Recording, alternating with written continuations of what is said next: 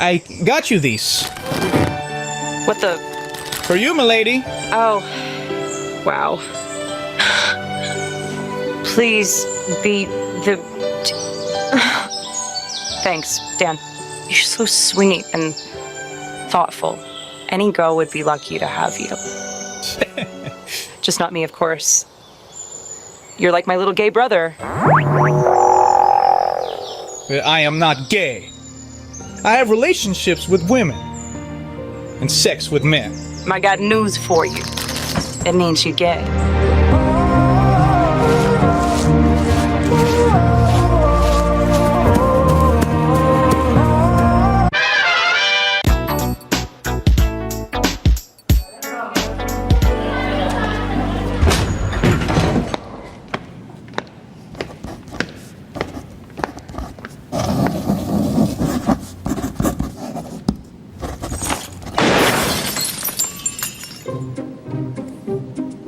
Oh, I'm sorry. Did I break your concentration? No, sir. Do you know who I am? I don't know, sir. Professor. I don't remember asking you a goddamn thing. My motherfucking name is Professor Snape, and I'm here to motherfucking teach your dumb ass. Let me take a wild guess here. You're Harry Potter, right? Yes, sir. What does Voldemort look like? What? What country you from? What? What ain't no country I ever heard of? They speak English and what? What? English, motherfucker, do you speak it? Yes, sir. Then you know what I'm saying. Yes, sir. Describe what Voldemort looks like. What? Say what again? Say what again? I dare you. I double dare you, motherfucker. Say what one more goddamn time. He's white. Go on. He's bald. Does he look like a bitch? What? It was at this moment that he knew he f***ed up. Where would you say that we are?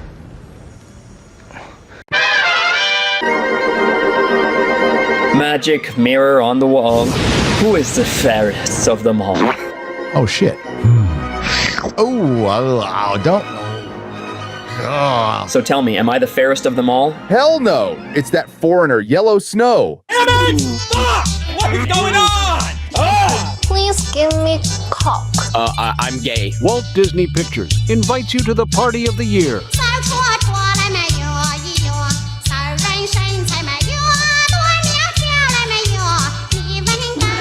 Yellow Snow and the Seven Dumplings.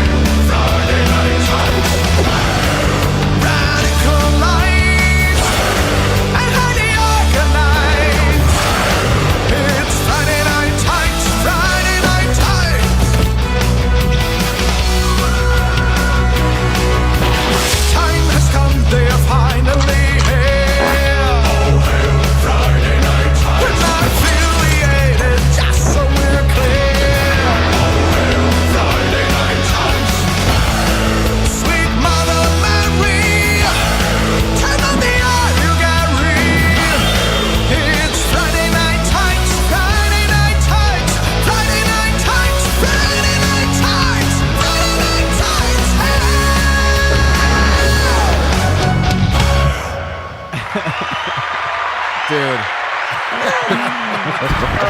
Yellow Snow? Oh, the Seven Dumplings. I love I can see everybody in the backstage for these, and everybody's chuckling away, and Ryan's like,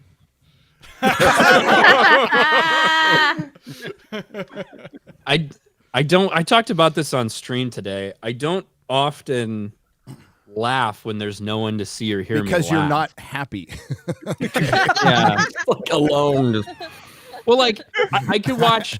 So if I'm watching like a funny TV show or whatever, if I'm sitting there watching it by myself, I might crack a smile. I might give like an amused exhale, like but I'm not Use gonna fucking exhale. laugh. But if I'm with like somebody else and I'm watching, I will fucking laugh at those parts because it's like performative laughter. So you consider to let them know that I'm Wow. you amused by consider it. laughing a social thing. Yes, 100%. It is Not a social. reactive. Ryan, this sounds like a sociopath trying to describe I have to act Like how it is to be Yeah. human. I don't express emotion I am when told somebody's When I'm with around. other humans, I have Laugh to pretend around I'm other happy. humans. I have the same problem with Epic. I have the same problem with Epic Mike because if I ever say anything, he goes, "Ha, that's funny," which to me just sounds sarcastic. So I think he's taking the piss. He's like, "No, I just don't laugh. I just tell them it's funny." It's a weird. Wow. It's supposed to be a Weird, bro. reflex, not a conscious decision. No. Pressing laugh, Ryan? He has What's the that? greatest Are you troll laugh suppressing? ever, Epic Mike. Like you what he. Are you like Yeah. suppressing a laugh, or you just don't feel anything? I feel it internally, and it's like, okay, Hello, that's funny, but I darkness, don't feel my the old need- friend. I don't feel the need to like laugh out It's loud. a knowing way there. to me, say. it's letting it's a- other people know that I think something is funny. It's a way to say to your friend, "Hey, this is funny, isn't it?" Without having to say it. You just go like, Except Epic Mike just says it. It's like a social thing. So I don't know. I do think that I might be a sociopath. No, it's one of the Right? ways it evolved. It was meant as like a signal to know, okay, you're attacking me, but I'm not going to attack you back. That's why we laugh when tickling, because it is a violent assault. But you're like, I'm not going to take like vengeance upon you, which is probably a weird way of like. What if you did? Where you're like, I'm gonna kill you. Since when was tickling a violent assault? Yeah. No, it is actually by one any of- definition, even the okay. legal definition. It's an assault. It's like it's an attack. It's like I know you're not serious. Yeah. What? This is fun. Like a violent tickle me. I'm all, that tickles. It does. Isn't it weird? I have a question about the Twilight clip. Is that the first one? All That right. is that the first one, or has that been? Because that's the first I've seen it, and so I just Was the find it tail hilarious. part of the movie, or did Perry add that? Yeah, That's the parody movie that like Twilight parody, like scary movies. They made a shit ton of those horrible parody movies. I think they did one for Twilight. "Oh, I didn't even know that." Yeah. Because I thought the same thing. I watched it the first time. I was like, I don't remember a You tail. learn something every day. Going on. I'm not seeing either. Don't you? Yeah, those I are like the brilliant. jawline they gave me.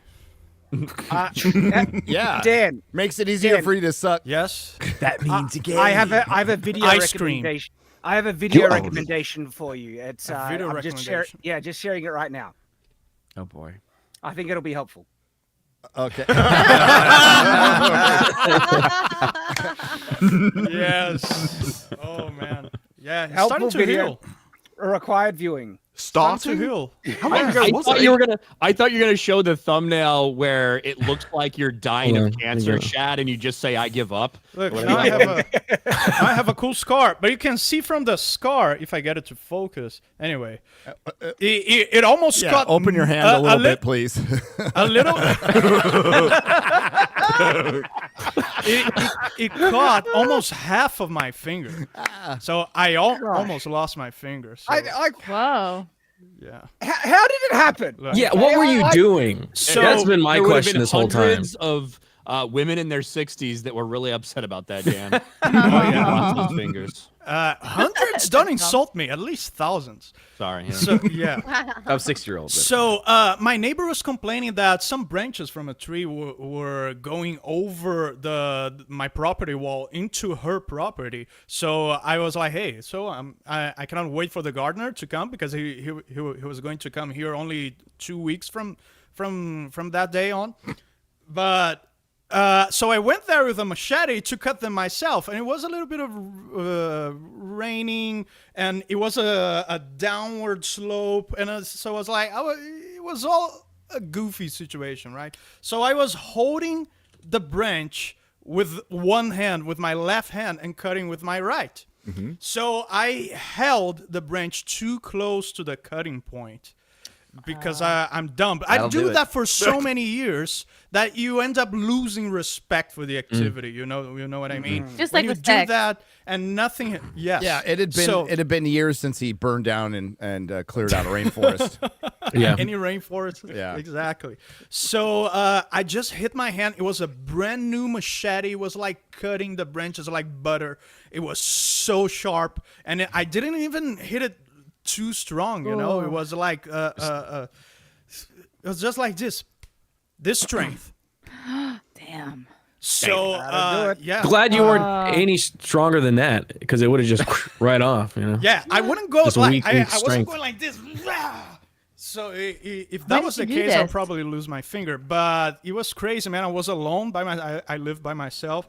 So that for the first 30 seconds comes a little bit of desperation, right? Comes the emotional reaction to what's happening. But after those first 30 seconds, it's like your adrenaline takes over, and it's almost like you're in autopilot. Okay, now I have to stop the bleeding. Now I need to call my brother. So everything went well. But yeah, it What was if you had an initial adrenaline surge and then that bled out of your body, and so now you're dealing on no adrenaline? No adrenaline. It could be. Dan, when did you do that to your thumb? 2 months What's ago. that? Yeah, like 2 months. Yeah, it was about 2 months. Yeah. Oh. So yeah, welcome. Moral of this story is respect Don't be the stupid. machete, and Dan will be able to masturbate again. Congratulations. And also, left-handed. I was caught Hey, up but on it how was my he said left he has a hand gardener. anyway. You have a gardener? also let your gardeners do I what have they're a gardener. fucking paid Yeah. for. How What, much like, do what do you you think? sell? that- But Hey, he show was up going, 2 weeks I early. wouldn't Get call your my Samwise gardener out there. earlier. Yeah. My gardener comes like once a month. I wouldn't call him earlier just to cut a couple of branches. I would feel super gay. Who do Brazilians I mean, you have are for, anyway. What's the problem? Yeah, who do Brazilians have for gardeners? Like Bolivians or some shit? Right, you don't have Mexicans. All the Brazilians, we all garden for each other. That's I good. like how we have a Okay. comparison. So now. Brazilians are your own Mexicans. Welcome. Dan would rather cut his own thumb off than think someone think he's gay. That's what we've just compared. I mean, A little that's late based. for that. Based. A little late for that. Welcome, Dan Vasc, to the show. Thank you. Sorry, Savvy's going to be sitting this one out, even though she was in the credits. Sorry, guys. You'll have It was to. a drive-by I footing. accept your apology. You'll have to simp for feet some other time. I don't know what man. caused that. Wow. But we have to. This show is sponsored by a couple people today, and I have to read it correctly. Good luck. Good luck. Good luck. So today's episode is brought to you again by Raycon. The holidays are an amazing time to find out you actually don't know what people in your life really want. Or in my case, I just buy all my stuff anyway, and it makes it really frustrating for my wife, but that's another story. If you want to get them something practical, they probably already have it. My go-to, something they could use every single day and could use multiple times, like Raycon's everyday earbuds. I got them right here. I use them every day. Every day. Raycon's everyday earbuds come with active noise cancellation and a long battery life, 32 hours. It's a must have feature when listening to music at the gym, cardio, or listening to audiobooks. Like, I love that it's written in here, Shadow of the Conqueror. Shadow of the Conqueror. Before Listening to going Dan bed, Vasc. listening to Dan Vasc. His videos from many years ago, because he hasn't made one since. Its comfortable design is also sweat and water resistant and does not fall out of the ears easily. No, it doesn't. It actually doesn't. That's pretty good. There's also a cool protective case cover right here, which is like been able to withstand me beating the hell out of it. It still looks pretty good. These are things I actually use like every day. I just used them at the gym this morning. The design completes the earbuds color perfectly, and not only do they look great, they support wireless charging, so I don't need to have the protective cover off to get 90 minutes of battery in just 10 minutes of charging if I'm on the go.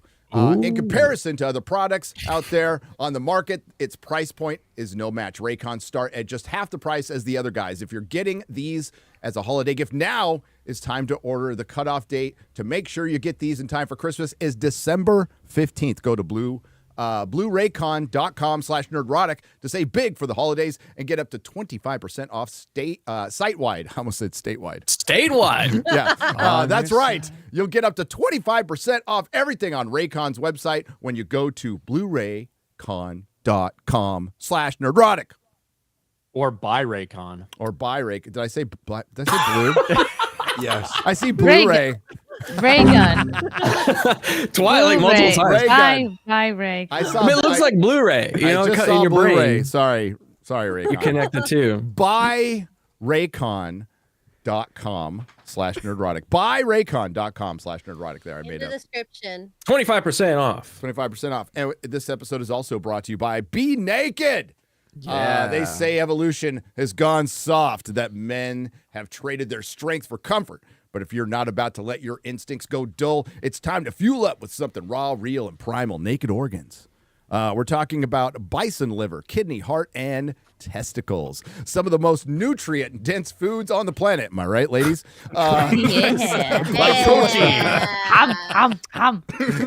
Bison liver alone packs up to 3 times more vitamin A. Right, ladies? Than muscle meat, along with high levels of vitamin B12, iron, and folate, all essential for energy, immune health, and keeping you sharp. And the best part, you get all of those powerhouse nutrients in the form of something that's easy to take. No raw organs required. Sorry, ladies. Sorry. Head to BeNaked.com, use code Nerdrotic, and grab 15% off. Time to silence the noise, reclaim the power, and get back to being unstoppable. Let's get back to the effing show. Yeah. Link in the description. I want to eat some balls now. I like it au natural, not rounded up like that. Hey, Dan. That's really good to hear.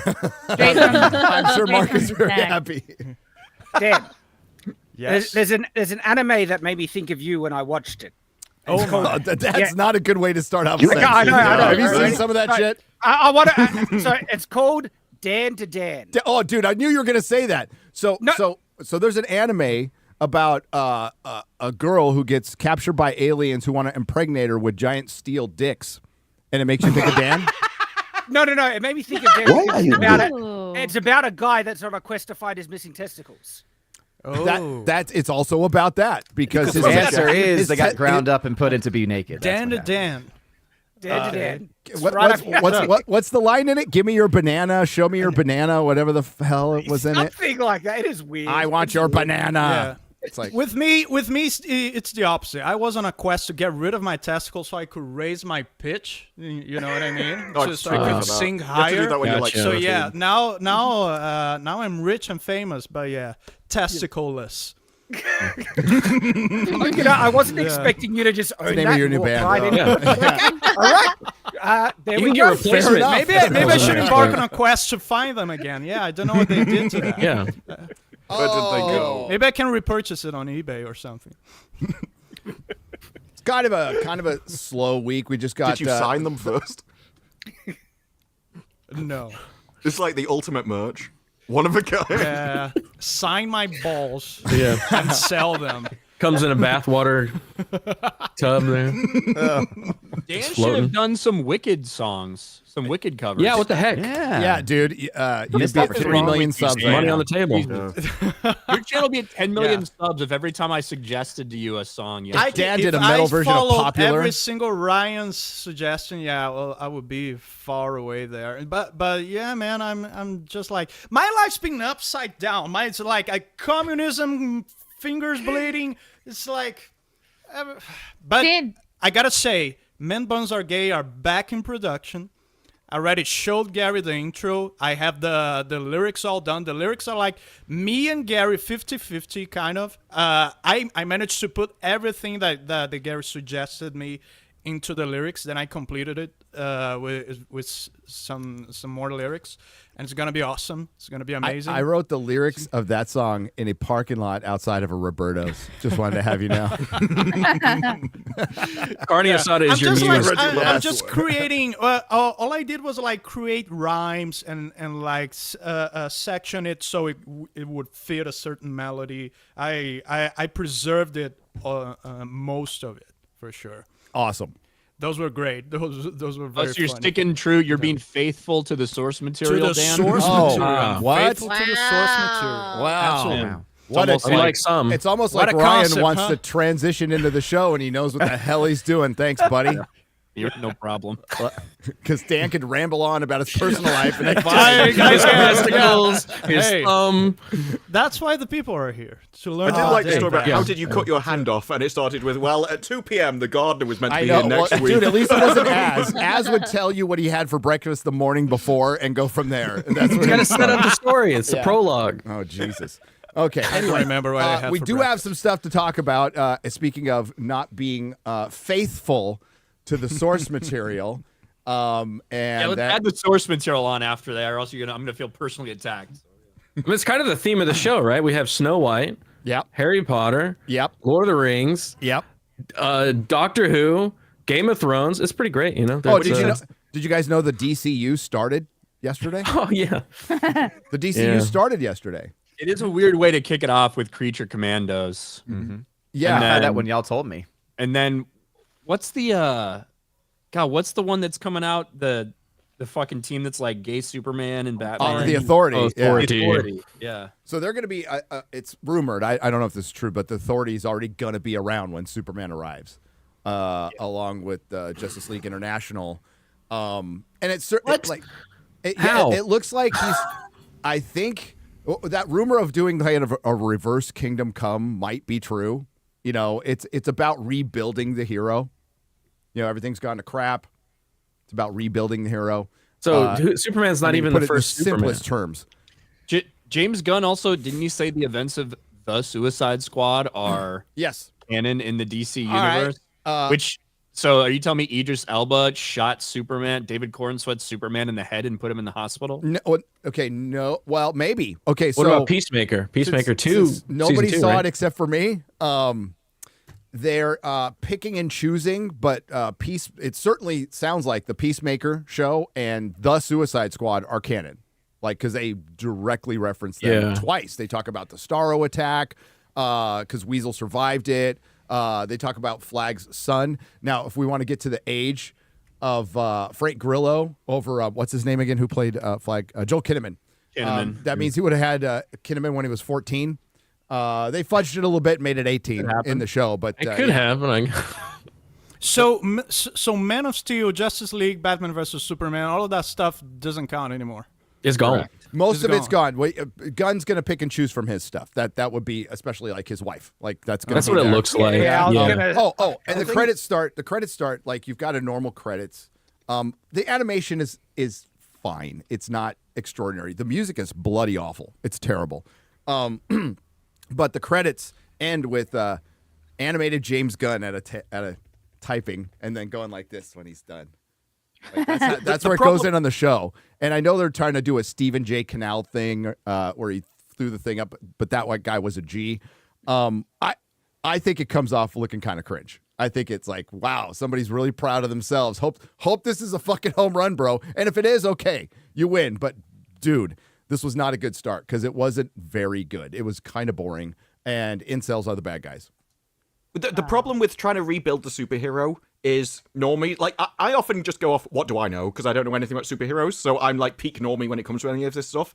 And if you're trying to be an artist and rebuilding the superhero by all your connected property, nobody knows what they are, so they don't care about them. So you have to start with the big mainstream things because that's what people care about. And if you build up off this crap, nobody will know how intelligent or smart you were, even if that's your plan in the first place. That's a good point. Yeah. No, that's a very good point because I think he started out in his comfort zone, which, not always. You've responded to this guy a couple times on Twitter. It's the Blu-ray Angel, whatever the fuck he's called. Oh, he gets invited to everything, and everything's amazing. Blu-ray Con. Blu-ray, yeah, Angel. Blu-ray Con, whatever. The dude who's, is this the fucking dude who's like, Matt Reeves shared my reaction? Yeah.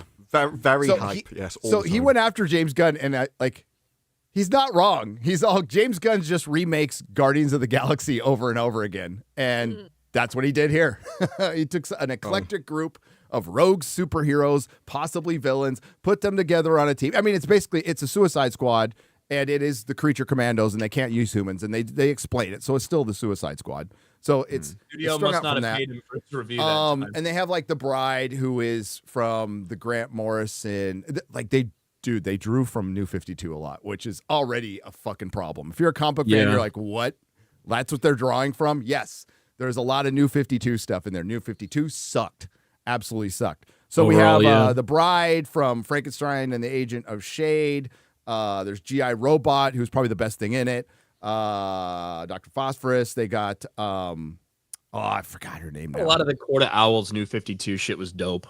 Yeah, that's the only thing I love was the first arc of Batman. 52. Yeah. Abe Sapien chick. I just forgot her name. This is like 20 years ago when I Fish read this tits. stuff. No, not fish tits. No? But it all What, came that's a from real the new thing? no. Oh. Well, not in DCU. It's Mazursky or something like that. And Frankenstein's in it. Eric Frankenstein. And who else? I feel like I'm forgetting somebody. Oh, and Flag. Flag, yeah. Yeah. And it's just introducing them, but you're pretty much focusing on the bride for the first 2 episodes and her background and her relation to Frankenstein, who they make a total cuck in this. And then there's God, I always want to, God dang it, I'm so bad with names right now. Hang on. So it just looks like another example of Warner Brothers pivoting in the most muddy, confusing way for the audience. That's their whole problem with Zack Snyder's arc, was they never let Zack Snyder do what Zack Snyder did. I didn't like what Zack Snyder was doing, but they never let him do anything. So they decided halfway through, pivot to something else, and then wait, let's pivot back, and then let's pivot another time. And now we're going to scrap all of it and hire James Gunn, but we're still not going to fully, cleanly separate our universe. Yeah. We're gonna half-ass. This counts. That doesn't count. I think what are we doing? I think what he's counting on, and I'm trying to be fair here. Well, I think what he's counting on, and he might not be wrong, that especially the stuff after initial Snyder, versus all the flops, he can draw from that, and very few people are going to know because very few people watch those movies, and that's true. They just don't. A lot of people don't know the difference between Marvel and DC, and never will. Mm-hmm. So maybe he's relying on that. I don't know. It's a really to just weird explain way to how start. the normie audience is. My dad, when he went to see the original Joker movie, thought he was going to see a Dark Knight 2. They just know the Joker's in this movie, the Joker's in that movie. Okay, I'm yeah. going to see them both. Yeah, So they where's get Batman? incredibly disappointed. Yeah. So James Gunn probably gets royalties for Suicide Squad and stuff like that, and so I kind of think it's obvious why he's trying to shoehorn. And I he's, think it has so little the boss too.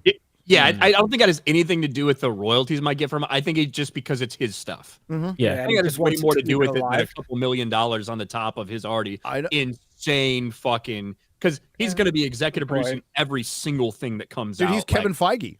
Yeah, him and his and Pete and what's the Peter?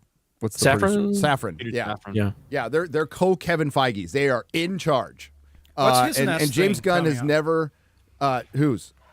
James Gunn, the Is that Superman Superman movie? Yeah. Oh my. So so what he said was, this is the start of the DCU, but the real start is with Superman. So it's kind of a start. I think that's it's the more best way to connected. start a race. Kind of. That's the best way to start a race, I think. Yeah. Yeah, I would have guessed that the start of the new DCU would be the new Superman movie, but Yeah. apparently It's a not. soft opening. Yeah. It's a soft opening. Circe has got her group of incels, and they're attacking a country. And within like the first 10 minutes, they The Boys season 2 did this, and they did this at the end of Batman, and it's the same shit. It's simp incels for Circe and the Amazonian sorceress, and they say the jokes don't land. If you're gonna make fun of them, fine, make fun of them. But they got one on video who said it's sexist to keep men off of Themyscira. And then another guy goes, yeah, all the woke feminists out there, they get all the good waterfalls. Why do they get all the good waterfalls? And that's what? What are you even saying? What does that even mean? I have no idea. That's top you used tier to have to writing is what that is. understand. This doesn't joke. seem as a bad I- waterfall. I think it's a joke about making women wet. That's what maybe I think it is. Maybe. Yeah. And there's sex in it. There's some tits. They're dropping F-bombs in this cartoon. So, yeah, it's a really interesting start. Not the worst thing I've ever seen, but I don't think it just didn't feel like James Gunn, and he wrote it, and it didn't feel like it. So I don't know. After I watched Peacemaker season 1, I don't know how good he is at writing TV. To be honest with you, wasn't enamored with Peacemaker season 1 at all. I just don't think you can do comedy when you're pushing against an open door. So if you're already attacking the people where it's acceptable to be attacked, you're not going to be funny. Because you're just going to be making the same things everyone else is, or trying to, I don't even know what the waterfall thing is. But if they wanted to go comedy, they'd have to go counterculture. That's where comedy is. It sounded like they just wanted to say the term woke feminist, but they didn't really want to fucking gaslight anybody. So they just made some red. It's Okay. All right. Weird. And then they all get like fucking gunned down. Just completely gunned down. I'm sure they're going to respond. But yeah, it's just introducing the bride and the team. It just sounds like the difference between comedy and like clap comedy, where it's like, yes, I agree with this Like thing. SNL. Content sounds horrible. Yeah, congratulations. It's just Like Velma. Yes. Yeah. There's a couple times all left-wing comedy is just clap comedy. There's a couple times where it felt like they kind of tried to go a little Venture Brothers. It's like, don't bother. Don't even go there. Did the Venture whole Brothers is season funny. drop, or is it? Yeah, you can't No, touch it's that. just two episodes. So It's it could two episodes. get better, but we'll see. We'll see. Does the thing with incels also in The Boys? Does it feel like an allegory for the fandom? Yes, for it's nerds? the chuds. It's the chuds. We are in Yeah. their fucking brain. That's We're the in their feeling I brain get. while they're writing TV shows, while they're like in charge of multi-million-dollar projects. We are in their fucking skull. How crazy is that? Are we the chuds? They write what they know. Oh yeah, we're the chuds. You're the biggest Chuds. chud. Chud is such a great insult because it's one that you made up that nobody else uses, and so nobody else knows what you... Yeah. The insults that really hit home are the ones that nobody knows what you mean by them. Disparu, you such a shallow English. Exactly. I still don't know what the word means. You just You're get called a it randomly. cod basket. At least insult them about what they care about. Yeah, I mean, the main reason it's not good is it's not written very well. The voice acting isn't that spectacular. I know the critics are loving it, and the jokes are just, they don't land. They're not good. And usually James Gunn is pretty good at that stuff. I mean, the best joke in the MCU is still, your ship's a mess. It's like, oh, don't put a black light in here. It'll look like a Jackson Pollock painting. I mean, that came from an MCU movie, okay? A cum stain joke. It's great. It's awesome. Yeah. This stuff, not good. Not good. Doesn't look good for Superman. Well, when I went back to Max to rewatch it before the show, I had to search it out. It wasn't in my new shows. It wasn't in the top things. I had to search Creature Commandos. Yeah. Wow. I doubt the ratings. They're real smart over there, man. They really know how to start an MCU Warner style Brothers superhero universe. Always known for making. They could promote the fuck out of it. No one would care. Like, it's a fucking R-rated animated thing about a superhero team no one cares about. Like, apparently, it I wouldn't can't matter even if they watch it in the fucking marketed the shit UK. out If of it was good, You can't? people would care about it. No, I just googled it and it says currently there is no way to watch it over here because we don't have Max. Yeah, VPN? they don't. Yeah. Oh. So they'd need some kind of how did licensing you- agreement, which they never even bothered to Well, set up. can't How you did you get watch Penguin? Can't you get Max with Prime? Like you can bundle it.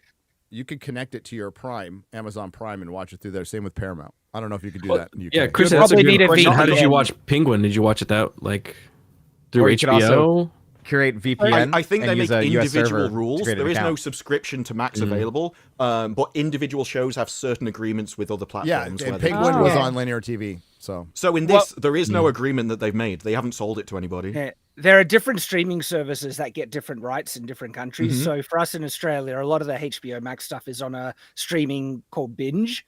But we don't get everything though. But Game of Thrones, Penguin was on there. I don't know about Creature Commandos though. Yeah. But if you wanted to watch it on HBO Max, you would VPN it and then try and connect it through your Wait, Amazon Chad, account. say H again. H. Say HBO Max. HBO. H. You say H, H. instead of H. Yeah, I think that's the proper way to say it. No, it's the horrible. No, H. it's H. Is it? Like Anne It's H. That's the sound that H. Too soon, Chrissy. You H. pronounce it as No. a her. No, the H. entire point, the entire joke behind it is that you drop the H on H. Yeah. you don't start it with an H because then you're just saying HH. Yeah. You've been saying it Okay, wrong. I'm gonna say it the way I want. Whatever. You got beat by birds. Just stay down there. Isn't on the it other Spanish side just of like the Ache? earth. H. It is. H. Yeah. That's neat. Yeah. I So like that this is one time the Americans and the English are unified. Yeah, I know. Against Australia. Against the Aussies. I'm kind of on your side this time. Anyway. anyway, I'm getting yeah, upset with Australia. I see all the passion that Creature Commandos has created online. It's like, Yeah. Woo. Especially on this panel right here. Yeah. ECU. When you tweeted, my I mostly first don't give a reaction shit was, I about didn't any know of that was those. out. yeah. It was Yeah. so funny. I was laughing out loud while I watched it. You But you know don't that's a laugh, lie. Ryan. You don't laugh, Ryan. You alone? I know. Goes I against his haven't seen it yet. programming. I didn't see it. Goes against his programming. Warner Brothers. On that note, Warner Brothers known for making spectacular decisions. Just one of the, like when things like the Snyderverse start, they just stick with it all the way through. They don't piss off their biggest director when they put all their movies on their streaming service and tell Nolan to fuck off. Really just good decisions. Hiring a guy. Oh boy, I got to be careful. Hiring a CEO that was totally not caught for plagiarism and sued successfully. And dropping the HBO from their name. Dropping turning it to Max. Dropping the H. HBO. HBO. HBO. He just Max. wants to say hate. Yeah, that's all he wants to do. He's just so full of hate now. Yeah. The letter H makes a her sound, so it makes sense to pronounce it as a H. No one fucking cares, Shad. But yeah, the idea of dropping. You're asking, so clearly someone does. I'm not. I think it's interesting to learn When they about different dropped cultures. HBO from HBO Max and just turned it into Max, I get it. They were like, well, we don't want to alienate and make people think it's just like adult kind of programming or like mature oriented programming. But fuck, HBO has some gravitas to it. It's got a name. Yes. Like it's got a brand. And the idea that you drop that to make it just Max, I think it was one of the dumber things. Go look at how really old stupid. HBO is. Home box office is old. 84? More. Go back further. Is 70s? Yes. Holy crap. It's old. It's been around forever. And Max is where Skinamax. It was called Skinamax for a reason. It was more adult than HBO. Max they sounds kept the like Max. something that Frank has to go run out for Chrissy when she's in a bad mood. Feminine. Sounds like a feminine product. Yeah, Maxi. It's very close for a Maxi. It's called All Husbands Have to Do That. Max What are you Pad talking about? So they also decided to reboot the DC universe technically for the third time within a decade, not really tell anybody about it, and then release 6 flops in a row. I mean, geniuses here we're talking about. And they canceled High Batgirl. level. And Forgot about Batgirl's that. still the most profitable movie out of all of them because of the tax write-off. So really smart company. So when David Zaslav, he's like, man, we got some good properties. We're gonna turn things around. We're gonna do some more Lord of the Rings. We're gonna do some more Harry Potter. We're gonna get DC straight. Well, I think we got a pretty good idea just in the last month how that turnaround's gonna go. And I won't even get into War of the Rohirrim right now. We're talking about the possible casting of Severus Snape, arguably top 3 iconic character from the, especially top 2 for adults. Absolutely. For adults. It would go Harry, Dumbledore, Snape. And it's pretty important casting. Like this is, even though it's a rumor, aside from the show being announced, this is your first major news of what could potentially be, if done correctly, if adapted faithfully, the biggest scripted television show on the planet, period. Of all time. It's hitting at the perfect time. The kids that grew up with it are now in their 30s. There's new kids that are getting into the books. This is the perfect time to release a prestige level, accurate to the books TV show. And the first thing that comes out is this. Yes. This guy's initials are P. Papa. Yes. P. Isudu. Papa Esiadu. Esiadu.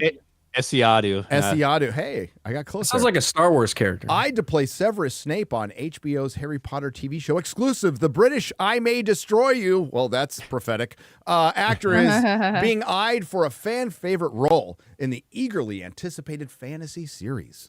Bro, the slow scroll down of the reveal. Oh, yeah. Okay, go up. There we go. No, we just went right by. Don't. Dramatic pause on the picture. I remember this. Oh, Eric July. I remember this guy from the TV show The Lazarus Project, which is about time travel. The show itself was all right, but it did start with the lines, "The far right is rebelling in the streets of London." And I'm like, okay, I know what this series is going to be. Oh, boy. So, yeah, it's not just... obviously, it's not he was just an actor in the series, but we know the kind of shows that he's been in before. Yeah, I always give From what I these understand, people... he's done a lot of theater stuff. As well. He's Shakespeare. As a couple shows. Classically trained. Huh. But classically trained. You know, he could be a great actor. Unfortunately, he doesn't look like Severus Snape.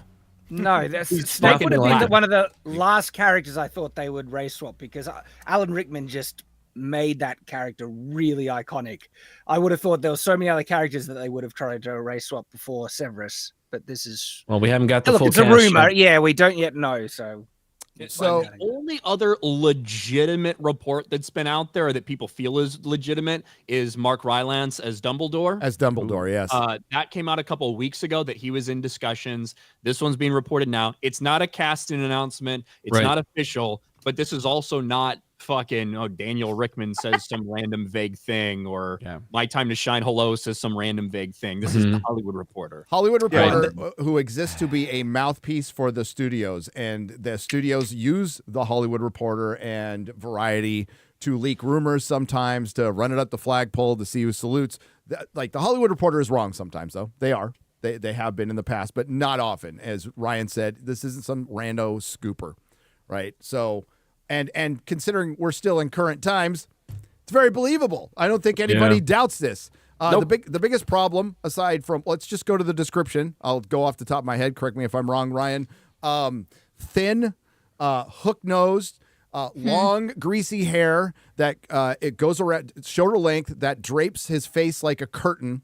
A sallow skin, which is like sickly white, jaundice, sometimes browning, which I'm sure they ran this. Browning. Yeah, right. What was the other description of him before he? So he's described as pale about a dozen times. He's described as pallid or sallow-looking skin several times.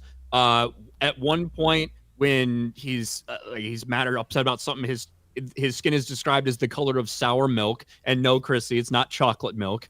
Good. And then the last real description we have of his face is when he's having his final conversation with Voldemort, before Voldemort, tries to kill him. And it's described as his face was marble white. Right? There's no getting away from that. He's fucking white. There's black marble. Let's put on white face. That's my question. I was like, is he going to do white face? I mean, hey, there's a lot of prosthetic work. We just saw Penguin. What if everyone to get that guy on blackface and white? Like, they just switch. Oh, well, Dean Thomas is just like a white guy. The description that gets mentioned the most is his straight, greasy hair. Like, that gets mentioned multiple times. Not nappy? They don't at all say. No, straight and greasy. And if you go back up to the picture, I forgot. Somebody brought this up on Twitter. It was a good point, but I can't remember who, so forgive me. Listen, I'm a dude, but too good looking to play Snape. No matter what color that is too good. Looks like a model. It looks like thirst trap Snape. That's like almost the argument with Alan Rickman. Is Alan Rickman does have a nose that looks more akin to like what Severus would, but like Alan Rickman's almost not ugly enough to really play Snape. But he truly embodied the rest of the character. He did have the general look for Snape, and obviously gave a great performance. Oh, his voice was just perfect. Is now iconic with it. You shouldn't to play Snape. You shouldn't look like you just walked out of a magazine for Africa GQ or something. Right? Like that makes zero sense at all. Yeah, that's why if you're gonna try to because he's such an iconic performance from Alan Rickman, and the voice is really what you have. So I feel like you have to have someone like equally iconic. I think Benedict Cumberbatch could have the voice to like. Yeah, he's a little old. Put him some prosthetics on it. He's too old. But yeah. I mean, so was Alan Rickman, but and that's the thing. Alan Rickman was too old, and that's one of the things that drives me crazy in the some of the details that came out yesterday, because they did have a discussion about this, including where they're going to be filming, how many people they auditioned for the Golden Trio. A bunch of, one of the things they said is they want to stay canonically true to the ages of the characters. And it's like you're putting so much attention to detail. So we want to make sure that, the Marauders and Snape at this point would have been 31 when you start the trilogy or when you start this series. Yep. You want to be canonically accurate when it comes to that, but not how they fucking look. Arguably, Ryan, in the movies, like all the adults are too old, except for they're all Dumbledore. way too old. Yeah, and McGonagall, like all the Marauders are too old. Like 100%. And I think you could make some arguments where like Lupin, it's okay if he looks older than he actually is because of his health, and maybe Sirius because he's been in prison and stuff. But like 100%, those characters should have been in their mid-30s for basically the majority of the books. This is why fans of the book and of the franchise wanted to see a book accurate version of Harry Potter, because the movies are, as much as people love them, I love some of them progressively less and less as much as I watch them. They were not close to the book. No, in many aspects.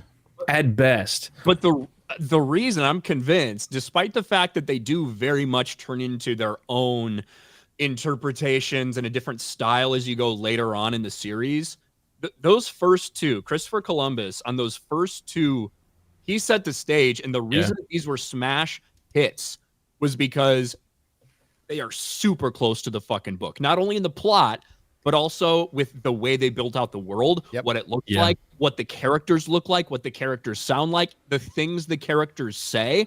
Most of it is pulled right from the book for the first two books, which got people very much invested and interested in the world. And that is the same approach you have to have.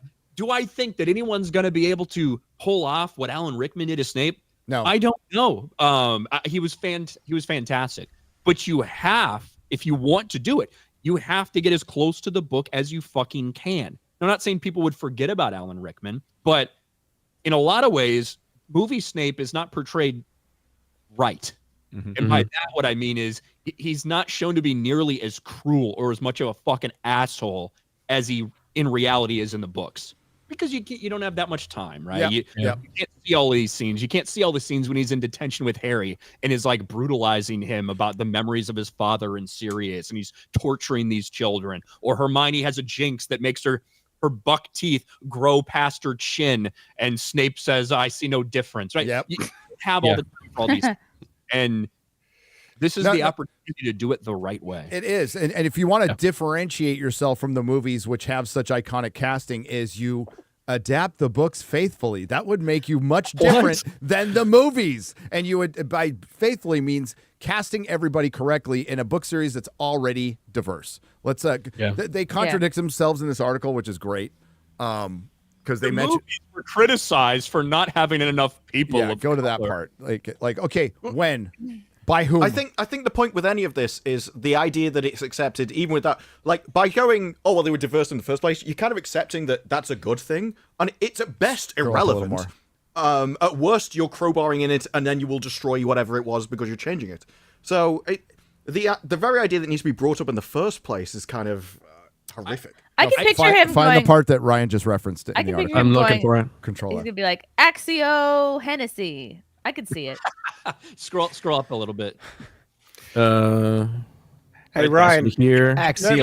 Right there. Stop. Yeah. If Seattle lands the role, it will also be an example of HBO following through on its promise this series to have a diverse cast. I don't really remember them promising that. No. But the films were sometimes criticized for having an entirely white core cast and will presumably lead to a rather fresh take on the character. Yeah, I'm sure it'll be fresh as fuck. Fresh Prince. The book is diverse. Okay, the book is already diverse. The book isn't diverse. The book is appropriately representative of 1991 UK. Right? Yeah, 90s UK. That was what I was going to say. Arguably, isn't that supposed to take place into that time? And it's like, everybody arguably was more diverse than 90s UK actually was. It would have been. Listen, of the 200 or so characters that we could probably name in the Harry Potter series, right? You can easily list off 4 or 5 characters that are black, right? You have a handful of Indian characters. You have 1 Asian character. Guess what? In 1991 in the UK, 95% of the population was white, right? I think 2.5% Indian, another like 2% black, and like 0.3% Chinese. What's up, Cho Chang? Like they are perfectly representative of the time period in which they existed in the UK. And that's what this story is. This is a British fucking story. This is a story that takes place in the UK. That's what it is, and it's what it should remain. Same thing of complaining that Mr. Bean is not diverse. Well, even in that, they were generally located around like London, Manchester, Birmingham. And so depending, I don't know where Harry Potter is set, but depending on which location it was in the UK, that would have been massively overrepresented. Well, so everyone who's a wizard in the entire UK goes to Hogwarts. Like that is Right. the school of witchcraft and wizardry for witchcraft and wizardry for the UK. So it doesn't matter where you're from. But let's just get back to this. The films were sometimes criticized for having an entirely white core cast. The fact that you're still printing this or whatever, digitally putting this on your fucking rag and saying that, thank you for admitting that equity, equality, diversity just means less white. That's all it means. Yeah. Which is All not, it is. and like that, it's very much a racist statement wherever it comes from. And the thing, you're still open about this shit. And now the series is going to get it from both sides. Because do you think if they do this really diverse cast, that's going to protect any of them from the people who are going to attack J.K. Rowling and her views for being directly involved? You're crazy. And you know, to HBO's credit, they just a couple of weeks ago said, no, we're going to back J.K. Good. Now do the faithful series you promised. When you say that, let's remember J.K. is in charge of this. She's not in charge of the show, but she's heavily involved, very involved in the show. Happens, so she signed off on it. Yeah, I believe that she signed off on all the casting of the original movies. The original, to the point where she literally went, no Americans. It was like, except for one guy or something. There shouldn't be any Americans because it's a very British show. I want it to stay that way. That's how it should be. No, and I want black British I want black British people to play the black British characters. Dean Thomas, Kingsley Shacklebolt. Well, do you know the Esiadu would be a good Kingsley Shacklebolt? Yeah, he would. He's tall enough. I don't really know how tall he is, but Kingsley's a little bit older, but yeah. And Kingsley's a fucking cool character. He's cool as shit. He doesn't really get introduced until the last half of the series, and it's not like he's a star character or anything, but he's a cool, important character who got a lot of his parts got cut out of the movies because he just didn't have time for that. Yep. Yep. In a statement regarding Esiadu's casting, HBO said, "We appreciate that such high-profile series will draw a lot of rumor and speculation. As we make our way through pre-production, we will only confirm details as we finalize deals." I love the idea that they may have leaked this to Hollywood Reporter, and then they turned around and went, "And what's your official sentence that we need to put in?" Yep. The series is described as a faithful adaptation of the beloved Harry Potter book series by author and executive producer J.K. Rowling. This is right after they said, "Oh, well, maybe this guy will bring a fresh, modern take to Snape." Why do we need a fresh take on Snape? We don't. We need an accurate take on Snape. Yes, that would set you up for more success. And if every single actor who they cast was accurate to the books and performed well, like you're talking about the biggest series of all time, potentially. Yeah, let's just cast Seamus Finnegan as a fat black suburban mom from New Jersey. How about that? Who cares? That doesn't have any bearing on the accuracy of the fucking show. Mm-hmm. I would like to see Idris Elba in there.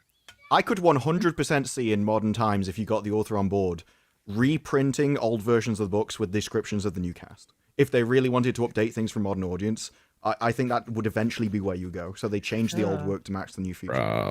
I wouldn't put it past Rowling to do that. If she's the one who is either signing off on it or perhaps wanting to update her own material, yeah, that's possible. And it's like the everyone's going to go back, of course, to 10 years ago, Cursed Child, the Hermione shit.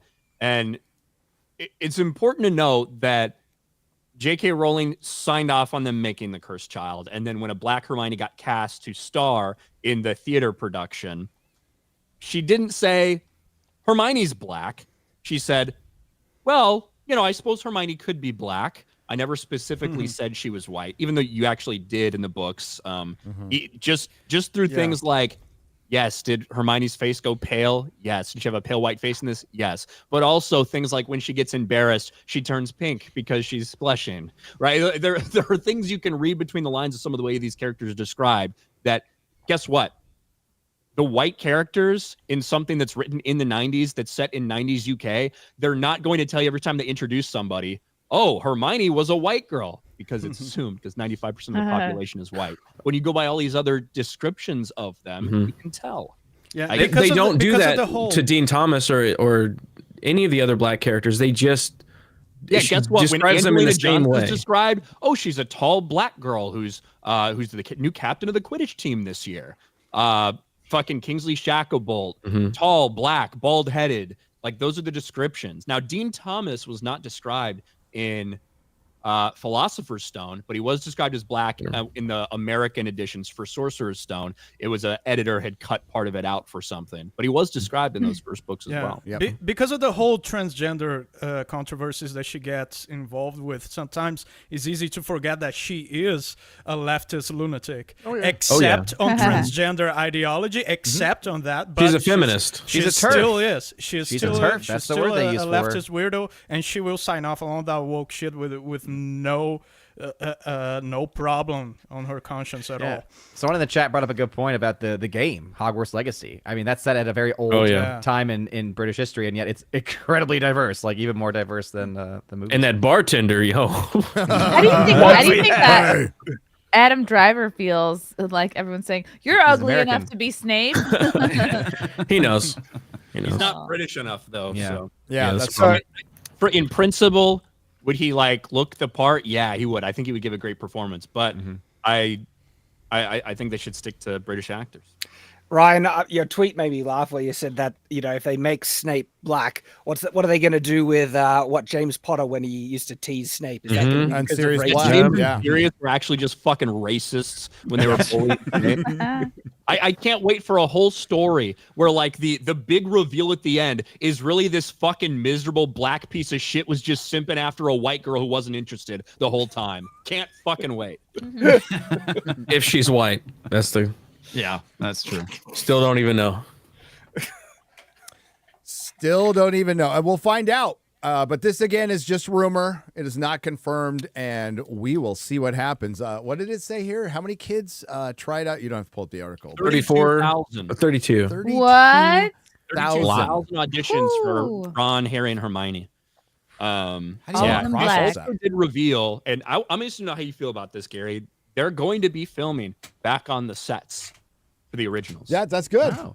I think that's the perfect thing. That's for them. brilliant. Yeah, why not? I mean, they're there, and they're iconic, and especially if you have parks, that's the related thing. to the series. Yeah. So they want it to match the parks too. So it makes all the sense in the world. They just Well, then they'll far how about into matching the production? books? That's all I They'll probably ask. keep Hogwarts the same in design then, which is interesting. Yeah. Which I think like it should as a change good it. design. I feel like it needs to change a little bit, but still stay faithful to the books. Like the Hogwarts Legacy, that Hogwarts wasn't the Hogwarts from the movie, but it was still faithful to the idea of the descriptions of There'll Hogwarts. probably be some from the book. difference. But I don't want it to be one for one the movies, but they have to in some way, like you just said. Like they're adding this new whole section to the Harry Potter think world. Gringotts Like is going to look like Gringotts. I don't think they change any of that because it looks like it does in the park. And it'd be smart. Yeah, Like, why not? right. Yeah, they've already invested so much. I'm all for it. I thought the look of the movies was great. A lot of the design, a lot of the costumes. We'll just see about this casting. How far into production is this show? Just starting. They're just starting the casting process. They're going to film summer of next year. Scripts, probably. Yeah, and who's involved in it? Succession? Somebody from Succession? We'll see. Yeah, but handpicked by J.K. Rowling. So we will see. We will see, but that's not the only thing. Oh God, what do we want to transition to next? Do we want to go? Do we want to go? Do we want to go to an author? I don't want to transition to anything. Or do we want to go to more WB stupidity? I'm not. WB. I mean, we're already in WB. Might as well continue. WB means we're broke. All right, so get that article on War of the Rohirrim, which comes out next week, and you're starting to hear the usual suspects coming out early who got to see it at the premiere, saying it's breathtaking, amazing, it's breathtaking, but lengthy. But no, some of the criticism was criticism. To their credit, they were like, the characters are uninteresting, and you want to know why? Because the main character is completely fucking made up. Mm-hmm. The Lord of the Rings, The War of the Rohirrim first reactions are here, and critics are weighing in on the breathtaking but lengthy. That's what she said. Wait, no. No. I mean, that's always something when I'm really enjoying a movie. I'm Almost just like, touched the chirping. when I'm really enjoying a movie, I'm just like, if only this finished sooner. That's what I would. I know. That's what she said. I say that sometimes. Okay. Middle Earth is back on the big screen after a decade. Yeah. So if we go to the first review, it's pretty nice, right? Mike Reyes. War of the Rohirrim is a breathtaking jump into anime for Middle-earth saga. There is so much to love for the animated return of Tolkien's Lord of the Rings mythology, and it feels every bit as epic and stirring as you'd want. I cannot wait to see it again. I hate that they're calling this anime. It's because it's a Western production with Western writers. I hate that too. And it is just like you have a foreign person like creating the animation bit of it, but the entire story is Western. It has nothing to do with anime. So to me, it has to be done in the East to be anime. Yeah, so it is very much a Western take on anime, poorly adapting Tolkien.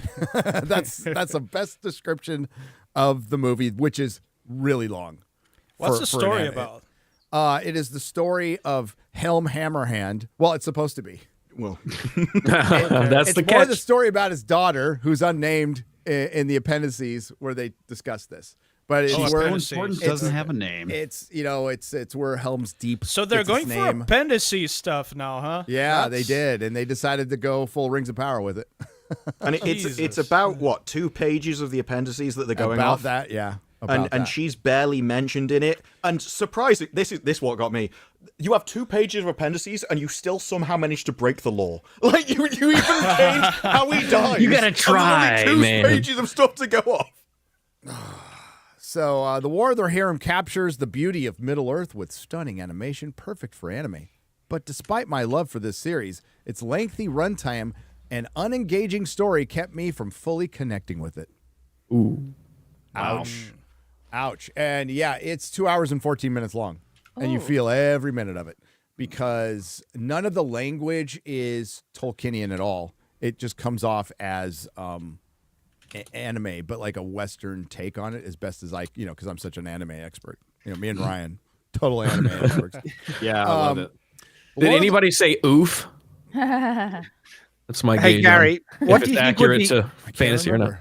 What do you think would be worse, them not attempting to try and sound Tolkienian at all, or the absolute disastrous attempt where they did try it in Rings of Power, but just made them sound like retards? Yeah, I'd rather you stay off it. I mean, it doesn't. I mean, the people are going to ask is it bad as Rings of Power? I mean, that's tough to get down to that level. I think it's. I think in a lot of ways it's more disappointing because of the people involved. I think it's more disappointing. Truly, yeah. I've been going back and reading a lot of the interviews from people like Philippa Boyens and what was said after the original trilogy, and I quite frankly think we're lucky to have got what we got in the first place because their comments about it proved that they were 100. There was even one bit where they're like, no, the thing with the Eowyn bit, that brought an entire different audience into the movie, which really lifted up Lord of the Rings to where it was. And they often talk about how they need to bring like more of a female audience, more female values into the whole thing. And these were all interviews back in like 2004. So you take that like personality trait and drag it 20 years into the future, and they've just got more and more extreme as they've gone along with everything. Especially when that's what they're at. I mean, like you're trying to like pick apart the greatest trilogy ever made, and that's what the Access Media does. That's exactly what they do to try to get sound bites and stuff, and influence the culture. It was an article I was reading about J.K. Rowling. It was MuggleNet, and one of the writers for MuggleNet said, we're not going to boycott J.K. Rowling, even though we completely disagree with her, because if we left, then we wouldn't be able to influence the conversation. So that's what they're trying to. That's what an activist would say. We're not going to just be fans talking about this show. We're trying to influence the conversation. So that's what the Access Media does. Lord of the Rings, The War of the Rohirrim has glimpses of that Middle-earth magic, but proves that it can only be as powerful as the characters we follow, which are sadly unengaging. The intrigue in its story lacks surprise, and it's got a lethargic pace. I was let down, and that's a pretty accurate description. Lord of the Rings of the Rohirrim is a gorgeously animated return to Middle-earth that features well-defined characters, not really, and masterful battle sequences, but occasionally predictably and its predictability and unearned moments can hold it back. Unearned moments. You know what they're talking about? That's a very nice way of saying Hera.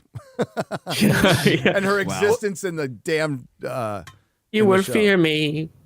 Like, they released 8 minutes of footage, and during the 8 minutes, it's about her, and like, what are you doing, you idiot? What are you doing, you idiot? Like, why are you there's orcs that stop going, you idiot, and it's like, everything she did throughout the entire 8 minutes was awful, and then she gets her father killed, and I'm like, why are you showing me this 8 minutes if this is your best 8 minutes of the entire movie, and this makes you look awful as a person? That about sums it up. You saw it. That's the movie. My biggest question about Lord of the Rings, The War of the Rohirrim is why they used a medium as wide open as anime to tell a story of the world of man.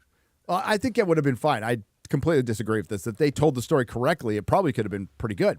It's not bad, but it's less engaging and unique than I would hope. Probably a fans-only affair. Not really, because the reason it's not engaging is because you deviated so far from what little is there of the story. And you decided to fill it in with modernity. That's why it just leaves you lacking. You just won't say it, and that's good. We're done. Freaking Warner Brothers, man. So they got Harry Potter back, they got Lord of the Rings back, and fucked them up from Jump Street. Way to go. And on the red carpet, in they DC, got back we're about to do that too. So they had big names on the red carpet back from the. They desperately want you to attach this to the original trilogy. Oh yeah. Oh yeah. Yeah, what about did you hear I saw some report about Viggo Mortensen and they like really want him to come back for the hunt for Gollum.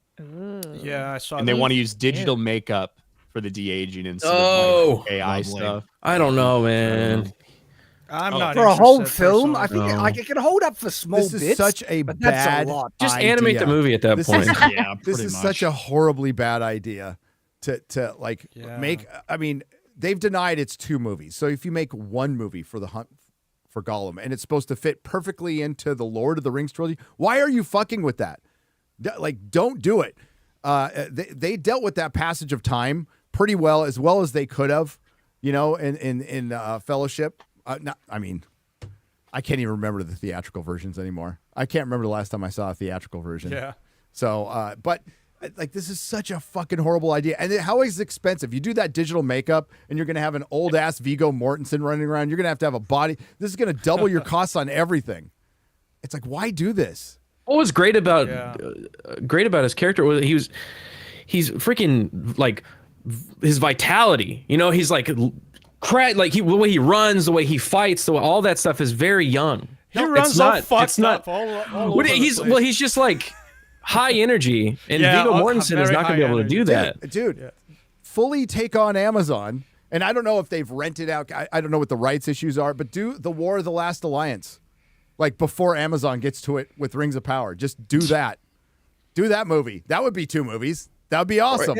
If you want Viggo, just do it animated. Do an animated movie, and don't do it anime or whatever. That's but true. like, just do an animated movie. But you guys saw what they did with Kirk and Spock, right? That technology is pretty cool. But they didn't have dialogue.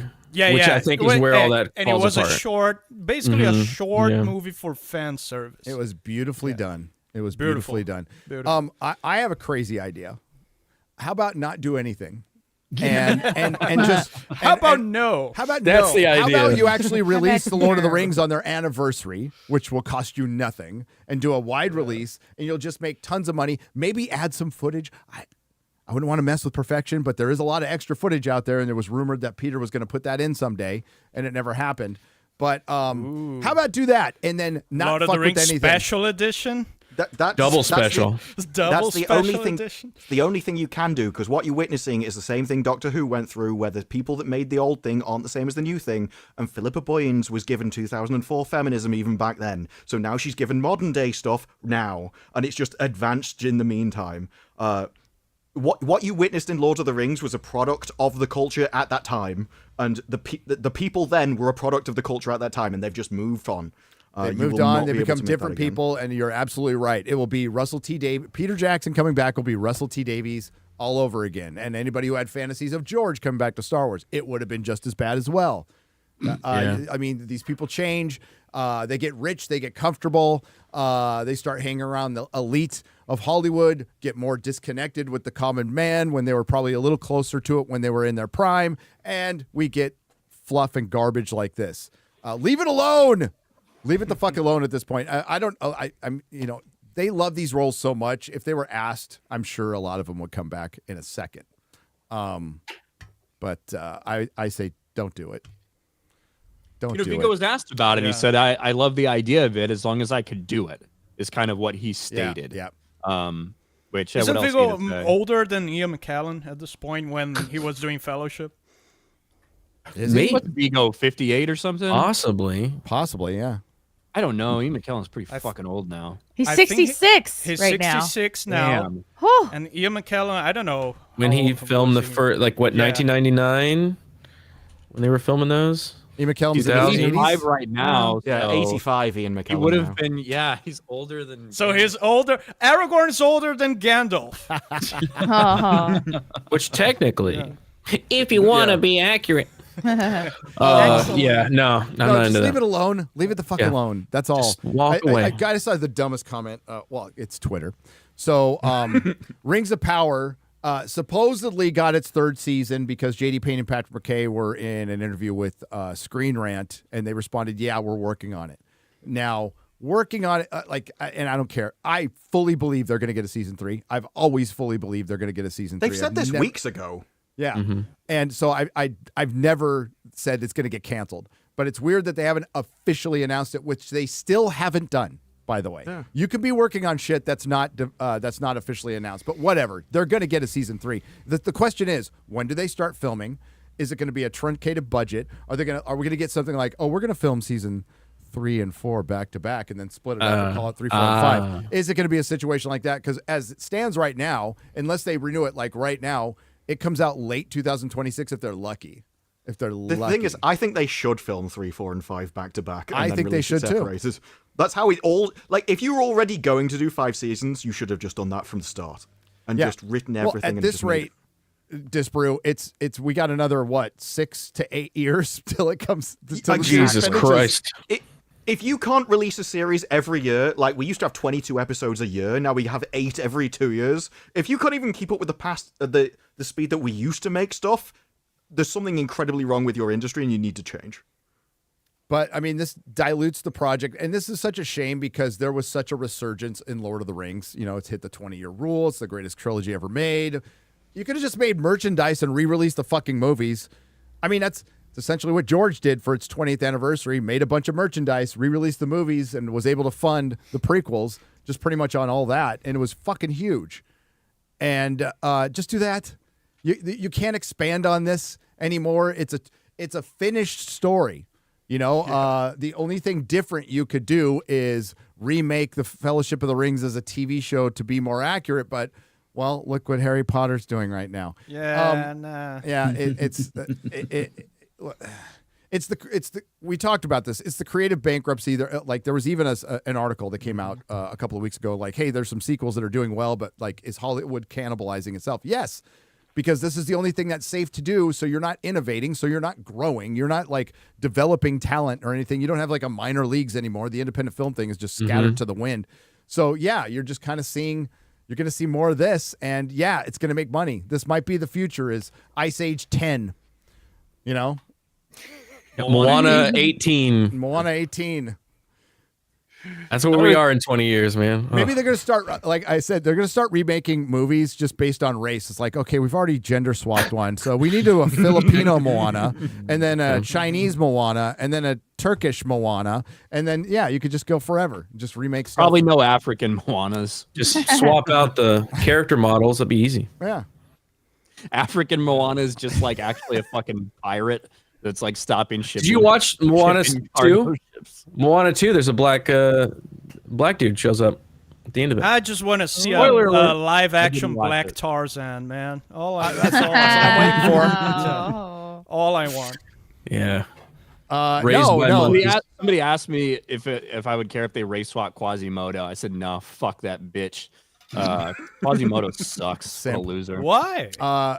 His dumb hump. And Esmeralda's hot as hell. Dumb hump. He never had a chance with that bit. Quasimodo is a friggin' legend. I think you know they need to do fire. As I love stated how Ryan has like the before, most extreme feelings about the most random characters. I really hate that side character. the one as stated before, the one Disney movie that's safe, Song of the South, ladies and gentlemen. It's vaulted. It's never coming back. Yeah. I was looking for the DVD. I couldn't find it, man. You can find a bunch of like rip-off copies on like Amazon, oddly enough. Yeah, you can buy them. And someone actually sent me a copy, so I have it. It's a good movie. It's legit a good movie, not a joke. It's a good movie. You know what was on eBay up to a month ago? It might have sold by now. Is the full version of the film on film reels for $35,000. Damn! Holy shit! Wow. Buy it, Gary. Like not much. That's Actually, $1,000 per millimeter. Hell I hope no! someone who bought it is into preservation. Save it. And does like a full like 4K scan of Like Glenn Beck or something needs to buy that shit. Yeah, That seems like something he'd have he's in got his the money and he's got museum. the space. Okay, so I'll put it right next to my Hitler blood napkin. yeah, his collection is insane. It's wild. It's and insane. that's just the one that's in the studio. Man. Holy shit, that's insane. So yeah. So speaking of, here we go. Thirst traps. That was a picture. Thirst traps. I fully believe they'll go thirst trap with Snape at this point. Now I'm just gonna no. Yeah. The shipping. Oh, the shipping. So And you know they'll be shipping them Harry with and students. Snape. That's how that's going to go. Harry and Snape, look at them. Look, if there's ever like a way to be like, hey, you should cast a dude who gives off ugly incel vibes, it's Snape. Like it's somebody who is still like lusting and loving this person who fucking died all this time ago that wasn't interested in him to begin with. Like, he's unattractive. He looks unhealthy. It's you have to nail that fucking casting. Like vitamin D. And again, as much as I appreciate and have a lot of love for Alan Rickman's performance as Snape, he's not really Snape from the books. He is much more of just like this fucking, like, just kind of this sassy, witty guy, more so than a fucking dude who is cheeky, angry, and despises everyone, is a massive piece of shit. Like that's the type of energy Snape needs to have. Like somebody you don't want to be just around. A sassy grandpa. The Path of Exile 2 player. Everyone had a teacher like that once, right? It's like it kind of invokes that sense in children that, hey, it's that teacher. Yeah. Yes, we all had it. But that was back when teachers were adults and not these like little toddlers they have fucking like 20-year-olds with the, mental capacity of a toddler teaching our kids now in public schools. Hey, maybe they're going for the new kind of teacher with the show. Who knows? The one that impregnates the students? Oh. Yeah. That's the way to go, I guess. That's the old kind of comes out teacher, to their man. class. Yeah. Well, we just spoke about two properties with authors who finished their books. Let's talk about one where an author is not going to finish it, where he pretty much just said it. George R. Yes, George R. Martin. Speaking free, why George R. Martin broke the cardinal rule of Hollywood for a childhood friend. I don't care about all that. No, half of this article is bullshit. Like a weird title. Yeah. It's about funding his friend's project with his own money or some bullshit. Blah blah blah blah blah. But this is where we want to get right. Yeah, it's designed to make you curious, but nobody cares. Yeah. But is this where he's? Yep. Okay, here we go. Of course. It's been a conversation with George R. Martin without asking how he's balancing these projects with the long-awaited sixth and final book. It's not the final book, so I think they meant to say sixth and then following that, the final book. The Winds of Winter in A Song of Ice and Fire series. Unfortunately, I am 13 years late, he says. Every time I say that, I'm like, how could I be 13 years late? I can tell you. I don't know how it happens a day at a time. It says, I don't know. It happens a day at a time. Yeah, your unwillingness to finish this book because you're not interested in it anymore happens a day at a time. And as I've said, like, he's not going to finish the damn series. He's not going to finish the series. They probably should have split Winds of Winter into two, and it would have been a 5 or 6 year wait in between parts 1 and 2, because that's essentially what they did with Feast for Crows and A Dance with Dragons. But you would have gotten something out. I think he was releasing chapters, and this thing is so big, I think he still would. He stopped doing that because he went back to the drawing board because he doesn't want to finish. What are the factors involved? The ending of Game of Thrones. He's just, he's kind of fat and happy now. He's not he hit it really big much later in life. He's more of a TV guy anyway. It's not like he did tons of fantasy series. Most of his series were short stories or shorter books.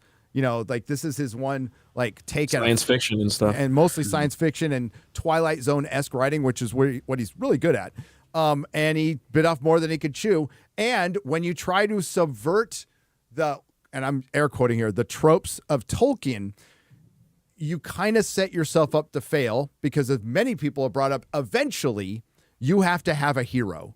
You have to have a hero's journey, and the hero has to be victorious. It can't be some post-modern nihilistic, and we all walked away sad and everybody died and blah, blah, blah. You can't have that ending. You can have a bittersweet ending. You can have an ending that's sad, but it has to be satisfying. It has to be a satisfying ending, and you need to do the hero's journey at that point. There are heroic sad endings. For example, Spartacus, William Wallace's story, Braveheart. Yeah, but it's not nihilistic. But it follows a hero's journey.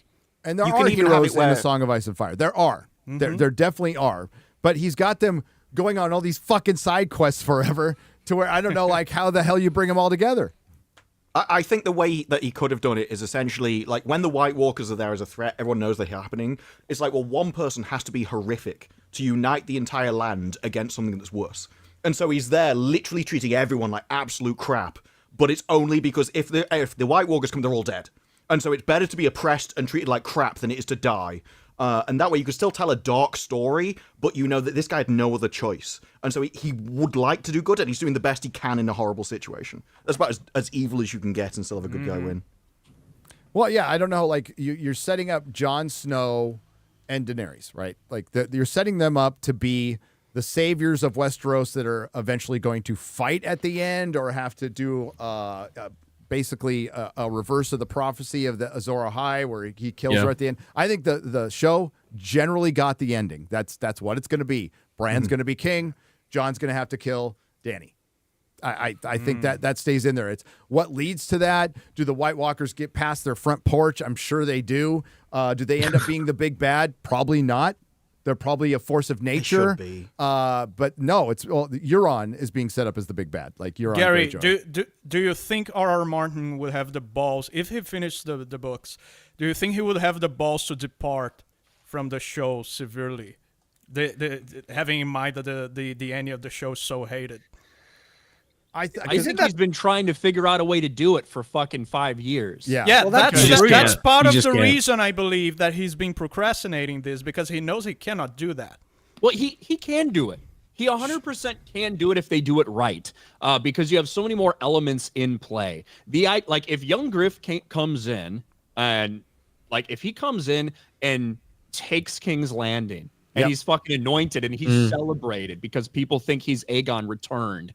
And Daenerys has just done all this shit. She's given up so much to try to fight for these people. And then she gets there and they're cheering for fucking Aegon, who might not even actually be Aegon.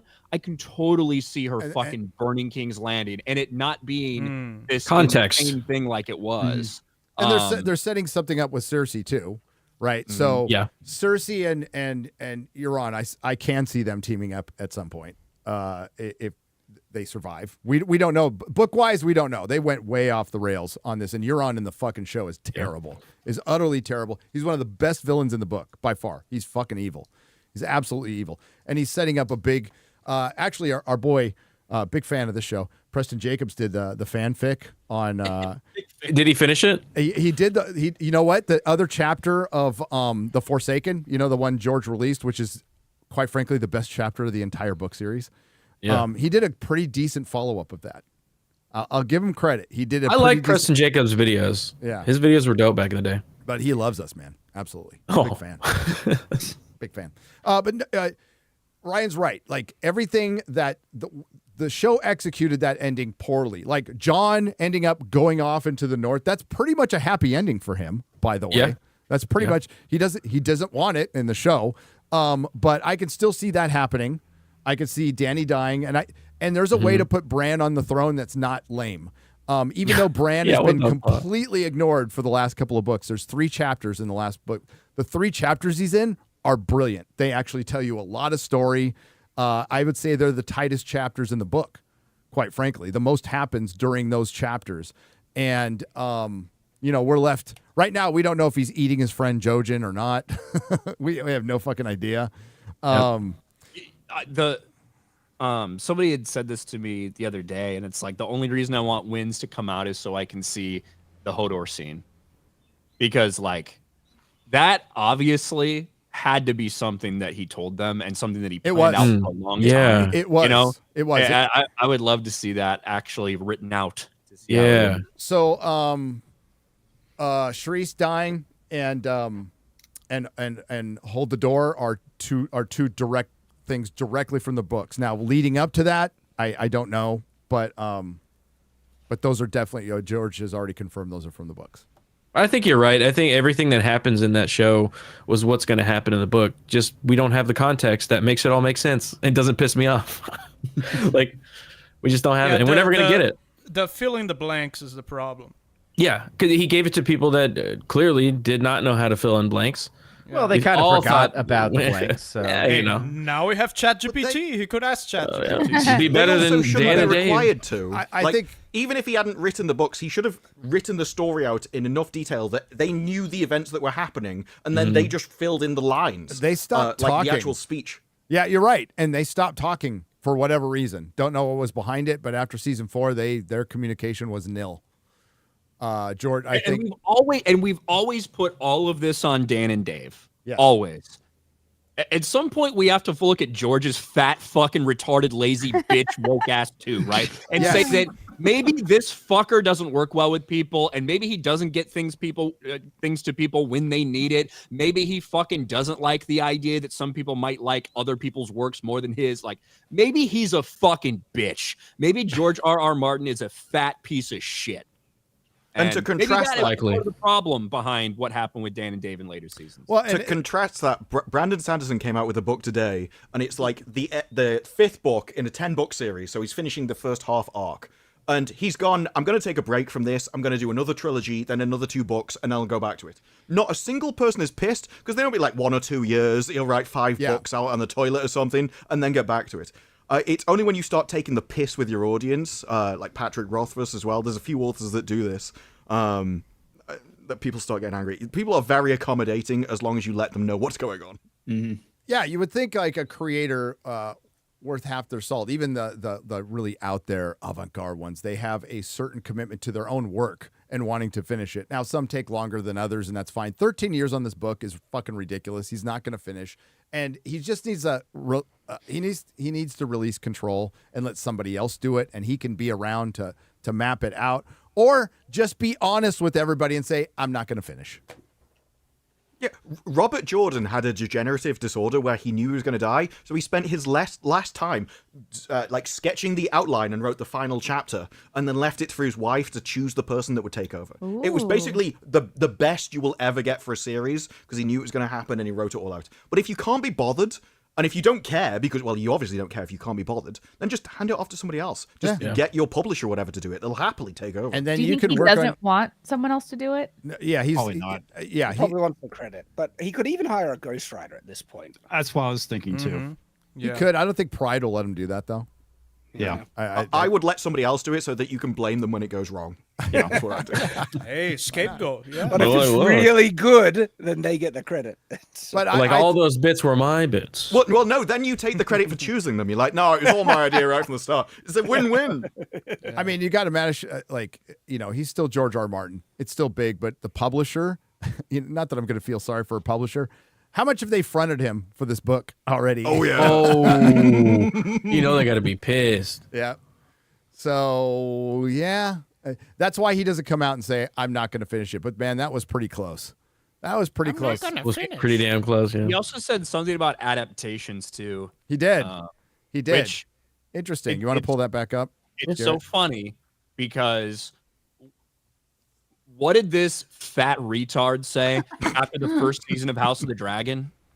He was saying holy shit, I love the changes that they made. Yep. Viserys was awesome. I wish I would have written him like that. Like it's just so funny that now that he's fucking bitter about it, he's completely changed his tune. Well, yeah. And I don't disagree with anything he's saying here, but the idea that he's saying this 2 years removed from praising the same creative team for other changes they made to his stuff is kind of funny. The adaptations of this short story are in many ways an ode to what's the other party says.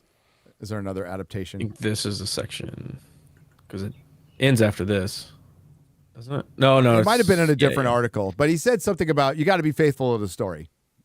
And he said that I might be the only one in the entertainment industry that thinks this now, but I don't think you should change things. Yeah. And that's not that's the second time he said that because he was talking. Remember, he was talking about the dragons. And he says, if you don't basically follow your own lore, it will just fall apart. I mean, I'm paraphrasing what he said, but he's not wrong. He just, it's lack of self-awareness. It's like Ben Stiller coming out going, woke killed comedy. You couldn't make Tropic Thunder today. By the way, vote for Kamala. It's like, bro, dude, that it's your crowd that's ruining it. You don't know? I mean, really? Like even Bill Maher notices that. He's a fucking idiot. They're talking about Bill Maher being like that was Patrick Bet David. He's all Bill Maher. Bill Maher is the Joe Rogan of the left. I'm all, are you fucking kidding me? Joe Rogan is the Joe Rogan of the left. Yeah, Joe Rogan doesn't have 21 fucking writers and has no idea who the World Health Organization is, or or not the World Economic Forum, the World Economic Forum. He doesn't talk like someone you just want to smack in the face. Yeah. Have you ever tried DMT? DMT. I thought to myself, that may not be a very good idea. I don't know. Yeah, I mean, like get the childless weirdo Bill Maher who hung out in the Playboy Mansion almost every night when it was still around. Yeah, he's really relatable to the normal American guy who's never hasn't been to a grocery store in 4 decades. Yeah, he'll know. He'll know. He was one of those guys pushing the fucking, the economy's not that bad. It's like, fucking, how would you know? Asshat. It's the last time you went to Vaughn's. Yeah. Bro, it's crazy that people don't consider Joe Rogan a leftist. He supports Bernie Sanders. Yeah. It's very hard to be more left than Bernie Sanders. So you had him and you lost him. Yeah, you didn't deserve him. Yeah. Well, hey, you guys want to get tortured? Always. No. What is the hell's this? Snow White. Jesus Christ. Yay! Is this the leak trailer that's now finally official? Yeah, well, it was leaked. It was in theaters, right, for a couple weeks, and for a week and a half before it came and they've out done this before, but crazy. but I think in this case, I think you can certainly suspect that they waited to put it on YouTube for precisely this reason. So you wouldn't be wrong in that, but they've done this before, right? The ratio, I'm sure, is amazing. We'll get to that in a second. Well, let's go check this out. This was my father's kingdom, a place of fairness, but the queen changed everything. Well, I mean, that's the story of life. Your Majesty. What did you say? The people need some kindness. I really don't remember you being this. So I love it. This woman is preaching kindness. Did she not tell half the country to not live a happy life, basically? I hope you die miserably. I don't need your business. The people could use some kindness. It doesn't help when she's saying it with that page boy wig. Yeah. She said she wished that they would never know peace. That's like one of the most vile, wishes upon someone. It's like, don't die. Live in pain and suffering. That's kind of what she's saying. I hope you're miserable forever. She's talking directly to me. It's not that bad. I'll tell you, Agatha all along has ruined this scene for me. Like I can't unsee it now. Every time. Oh, it's the yeah. same costume.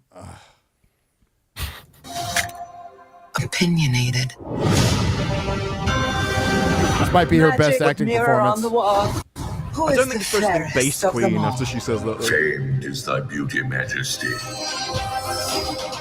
But A lovely maiden I now behold. What's going on? Where? I don't see her. Well, Wait. The mirror never says there's somebody else more beautiful. It just goes, but this other maiden. And I think in the story they go, but this other maiden is this that you're not. Like, Mirror, she's mirror. the fairest. You're the most beautiful, but she's the fairest as well. Ferris is not about beauty in this. You heard No, one of the first lines yep. of My Father's Kingdom. It was a land of fairness and opportunity and stuff. Fairness is going to be the most equitable person. Equity. What? Then No, I he's say, right. okay, No, he's fine, right. but I didn't fucking ask that. I was talking about Yeah, I wanted to beauty. know who's the most beautiful, and now you're talking about the Playing administrating of a semantics here. kingdom. Mirror, mirror on the wall, who's the most unibrowed of them all? Fairest of them all. The queen is evil. You must flee into the woods. Professor Snape? What are you doing here? Here come the My parents CG always animals. said this forest was a magical Fuck that turtle. Oh, I love the animal. Okay, wait, pause. Why is she wet? All right, talk to me about the. That's a personal question. She's about to meet That's seven one I've dwarves. never. That's one I've never asked. Did she fall through a pipe or something? Like Mario. Yeah. No, let's go back to the turtle. It's the Mushroom Kingdom. Ryan's an anti-turtleite. Like, what's going on here? What a retarded smile. He wants to kill it with straws. He looks like Mitch McConnell. Mitch, it's Mitch. I want a whole Curtis. deleted scene that gets released where this turtle has a he stroke. Fucking sucks a straw in his nose. He gets his head stuck in a 6-pack plastic thing that's around. I thought it kind of. I thought And it they kind get of looked like the swallowed one by from terrorists. Three Amigos. The one that goes, "Good night, Oh Ned." yeah. Good He night, looks Ned. more like a tortoise than that. Looks like an actual chipmunk with that big smile. Have you seen those videos of turtles having sex and they go like, Of course, you would watch turtle sex. I mean, and it's a facial expression similar to that. I heard a tortoise having sex, and it was like, exactly. The big ones do, and the small ones Little do ones. like. Hang on. Can someone share my screen? Because I have a newfound respect for turtles after this. Have you guys seen this one? Oh yeah. Oh this yeah, is awesome. This is awesome. Oh shit! How did he do that? Power smacked him away, right? Or did he didn't eat Did him. he eat him? No, Yeah. he smacked him away, right? Right. No, he eats him. I think He ate him. it's hard He to ate tell. him. That is. head right there looks like Wow. Pinching his guts from the inside. just Damn, Ooh, bro. That's hardcore. that's Now amazing. that was in the movie. Now Yes, that would I be would watch. awesome. But instead, we have smiling R.I.P. Peanut, Mitch McConnell, and Peanut. I want to see Kevin Malone accidentally step on this turtle and kill him. Yeah, she is moist. Home invading the minorities. Animal. Anybody here? Breaking and entering. Oh, the CG dwarfs are the worst. They're horrifying. I'm a hoe. Holy shit! Wait. Comics division? They're all comic. Comics division. All right, Garrett. Holy I love crap. Wait a second. Legion of Wait a Memers. You know what to do. I get enough of this shit on Twitter. Fuck you guys. Garrett, I loved your tweet. What was it like? Disney, please stop. My fucking eyes, dude. My eyes. Spare my eyes. Oh my Gosh, goodness. this is. It is pretty realistic though. They walk into the house, see her in it, and then go and fetch axes. Like immediately. I'm gonna cut this bitch.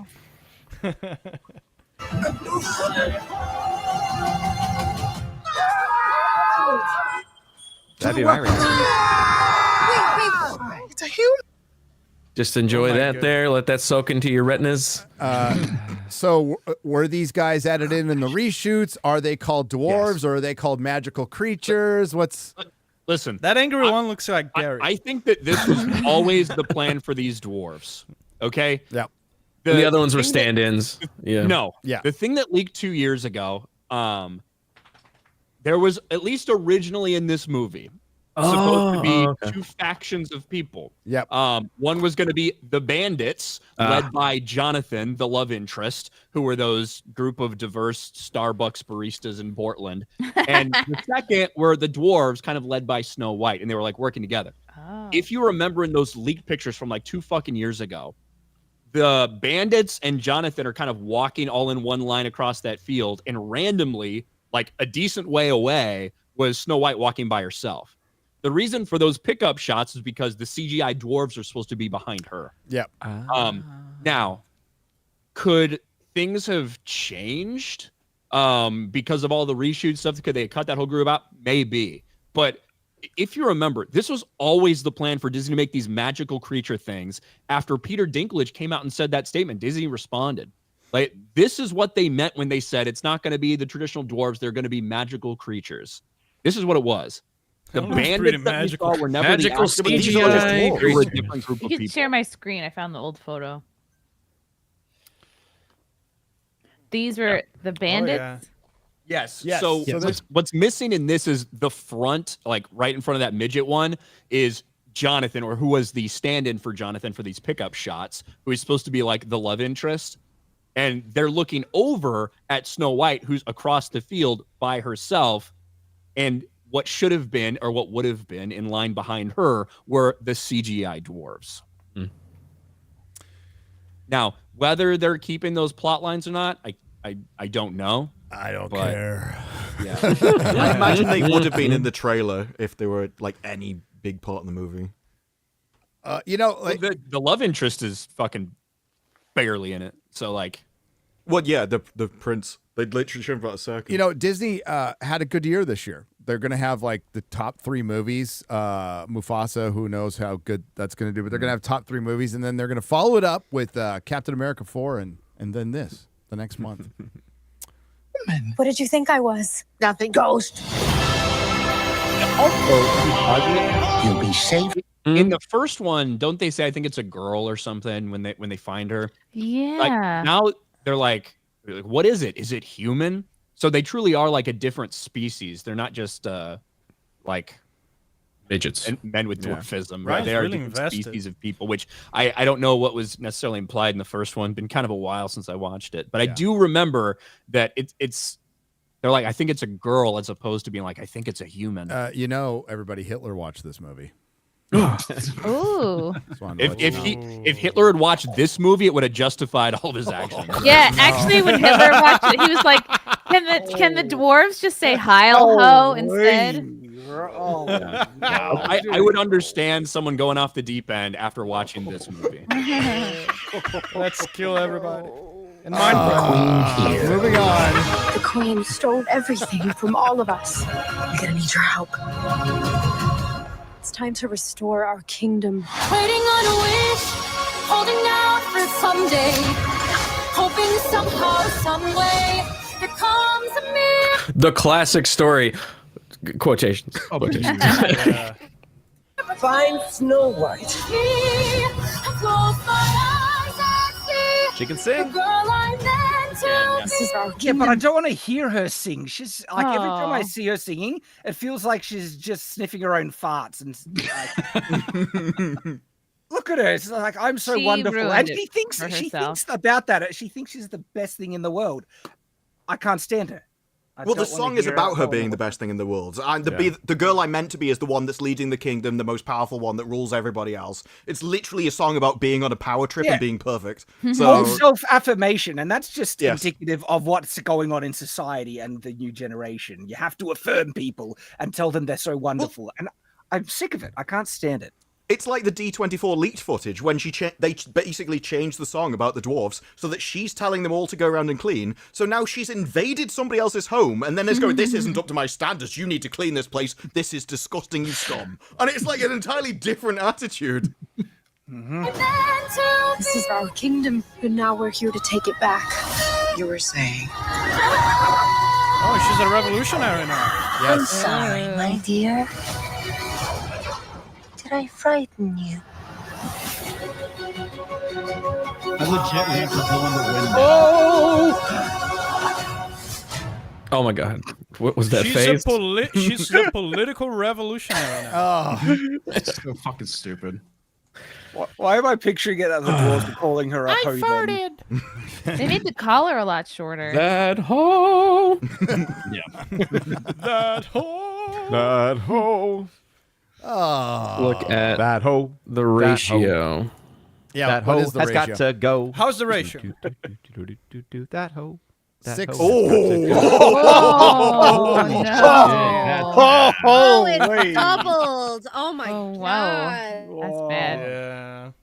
And 5 million views. Yeah, 5.3 million views and 25k likes. Yeah, And it's still on even trending. without the Ridiculous. dislike, is a trending. horrible ratio. Yeah, even if you discount the dislikes, it's ridiculous. Just want to point out that Joe Rogan interviewing Trump, 47 million views last time I checked, was never on trending. Yeah. Wow. It was a glitch, Gary. Well, it was a big trending is whoopsie. bullshit, man. It is. The trending tab on YouTube merely means that this is what the YouTube people want you to watch. Oh yeah. Yes. Well, That's all it means. Yeah. That's all it means. That is a worse ratio than the first one was. The first Yes. one, 100,000 likes to 1.4 million dislikes. Whereas this one is already pretty far ahead of that. Based it should be, if it was tracking the same, to have about 50,000 likes to about the similar amount of dislikes and views and everything. It certainly doesn't help when your star, who has become the face of unlikable Hollywood and not wanting to hear from fucking celebrities anymore, which came to fruition in November during the election. And Hollywood now lives, I'm not going to say in a different world, because the perception of the public has felt like this for a long time. But Hollywood's now going to have to just face reality, right? Best thing to do, just don't put her out on the red carpet at all. Do it, Ezra Miller. Hey, by the way, how's he doing? Has anybody heard from Ezra Miller? Who? Did he go into hiding? Anybody heard from Ezra Miller lately? That's a good question. Wellness check. I'm I'm surprised you haven't seen him in the police reports by now, to be honest. Haven't heard a peep out of that guy since Flash. That's the best thing to do. And I talked about this with Chris. An argument can be made to end press tours. They don't do any good, at all. A rare occasion, maybe. Barbie's press was pretty good, but Wicked's has been weird, and Snow White's has been awful. A lot of the stuff leading to Marvel up to until Deadpool and Wolverine has been awful. I think their promo was pretty good, but honestly, if you just don't do any, you'll save yourself a bunch of money. You don't have to roll all these people out for 5-minute interviews on YouTube channels that get 5 views. And Chris is right. It's to massage the star's ego, and so they can. Yeah. But I can totally see that happening. Hey, let's not let actors speak anymore. How about that? That would be a great idea. Let their roles speak for themselves. Yeah. Because even if you're going to do just a normal interview, they're boring as fuck. How did you feel about this character? And they want to say well, the check was good. But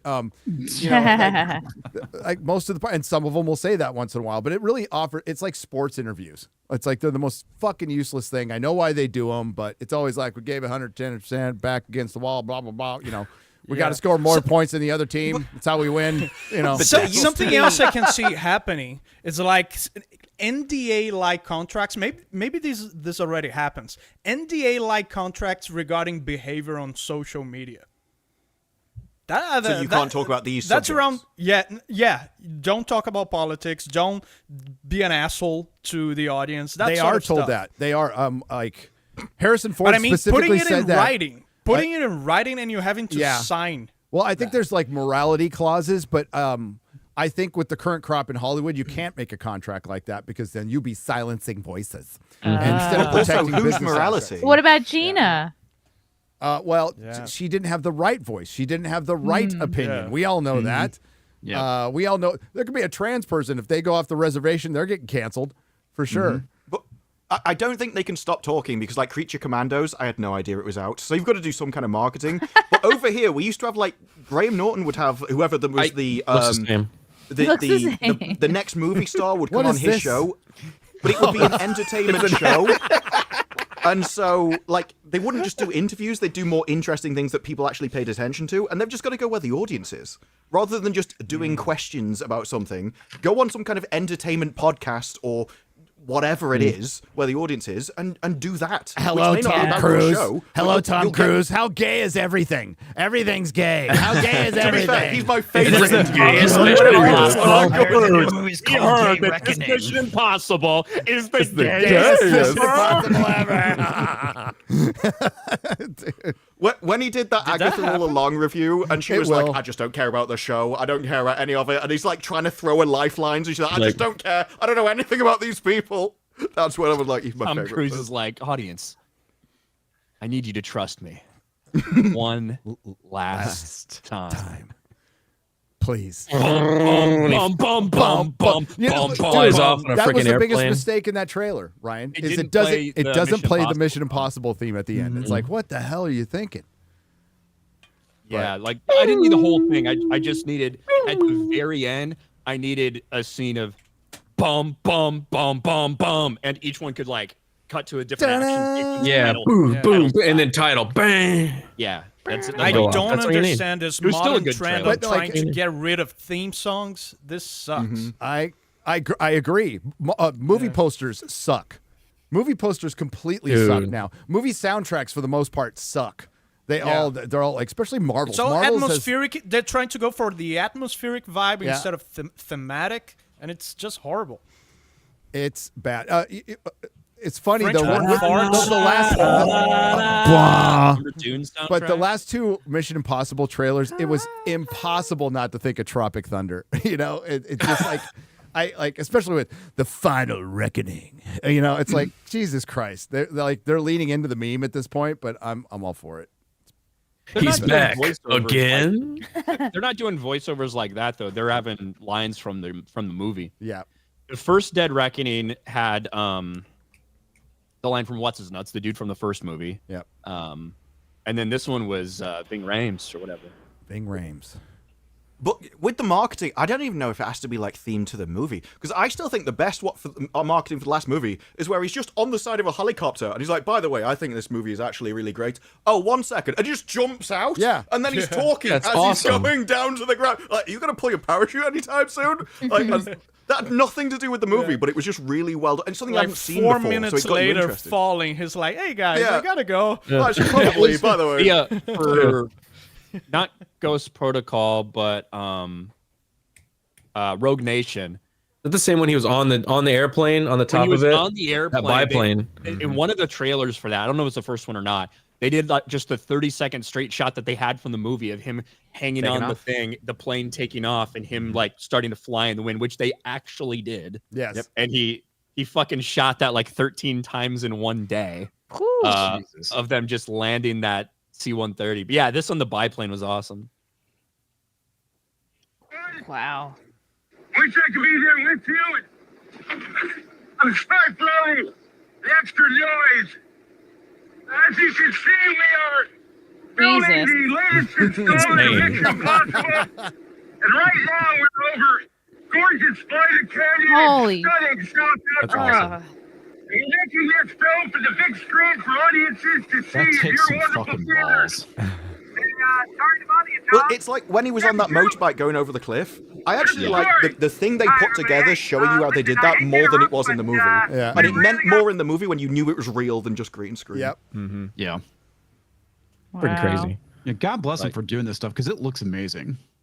And he jumped to the end. Oh. And it flies away. We'll see you at the movies. See you at the movies. Oh God! Hey, No! that's not even the one that Disparu is talking about because there's one where he actually jumps. Yeah.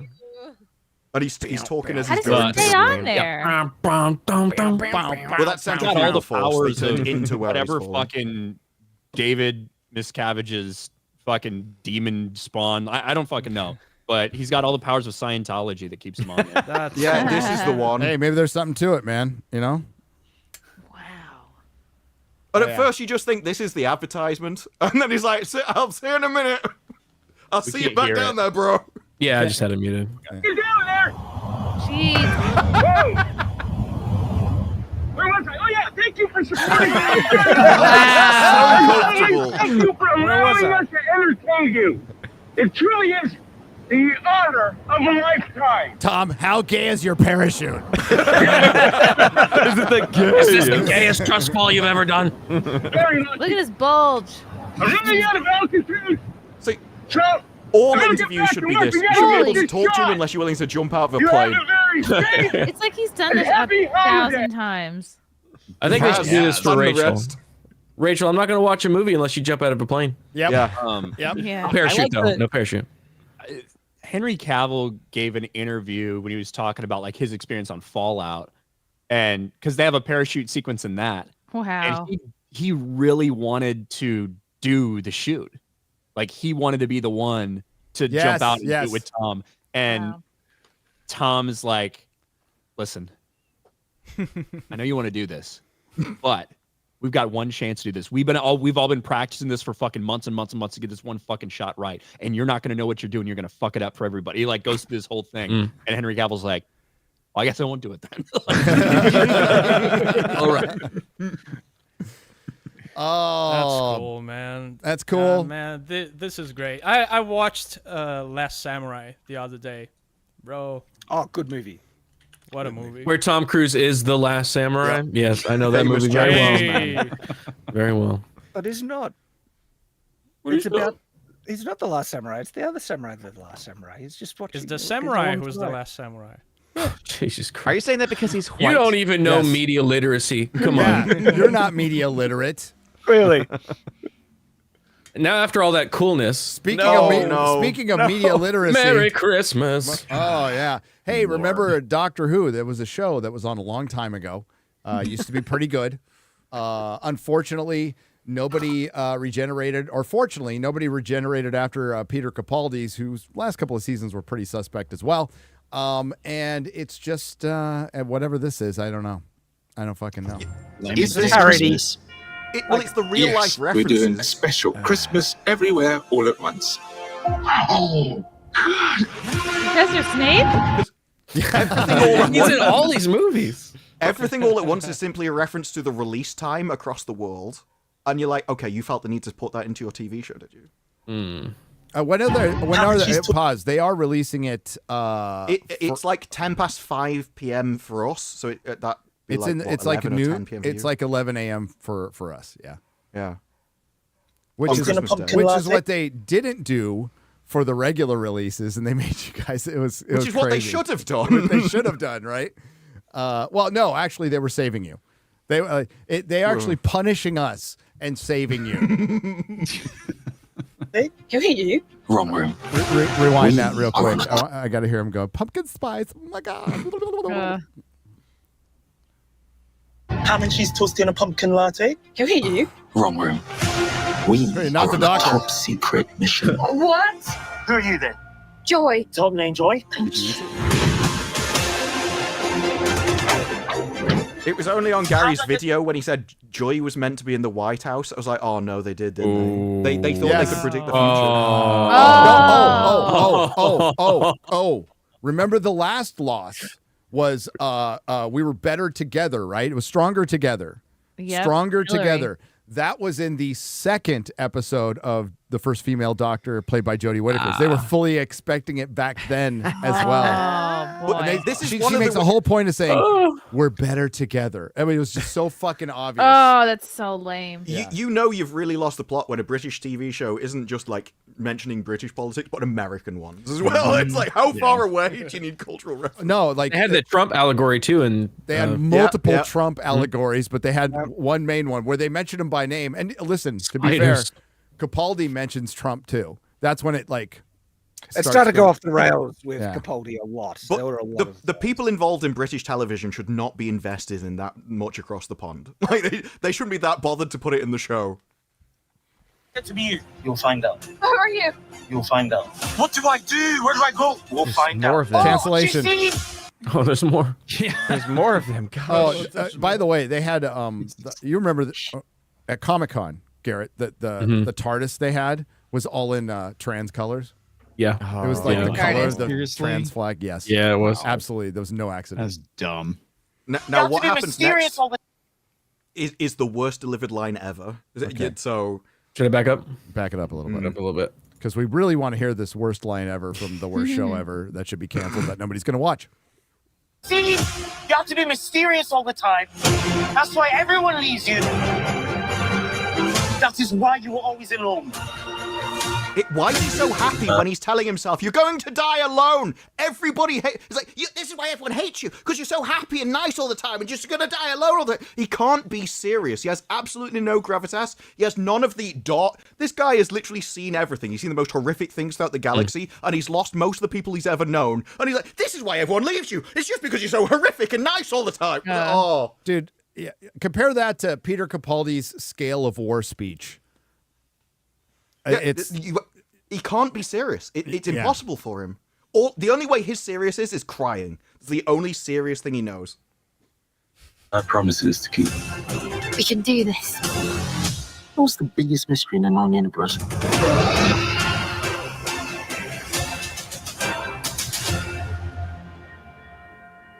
Oh, I'm so excited. The plot's going to be platform 9 3/4 by 11 o'clock. Yeah.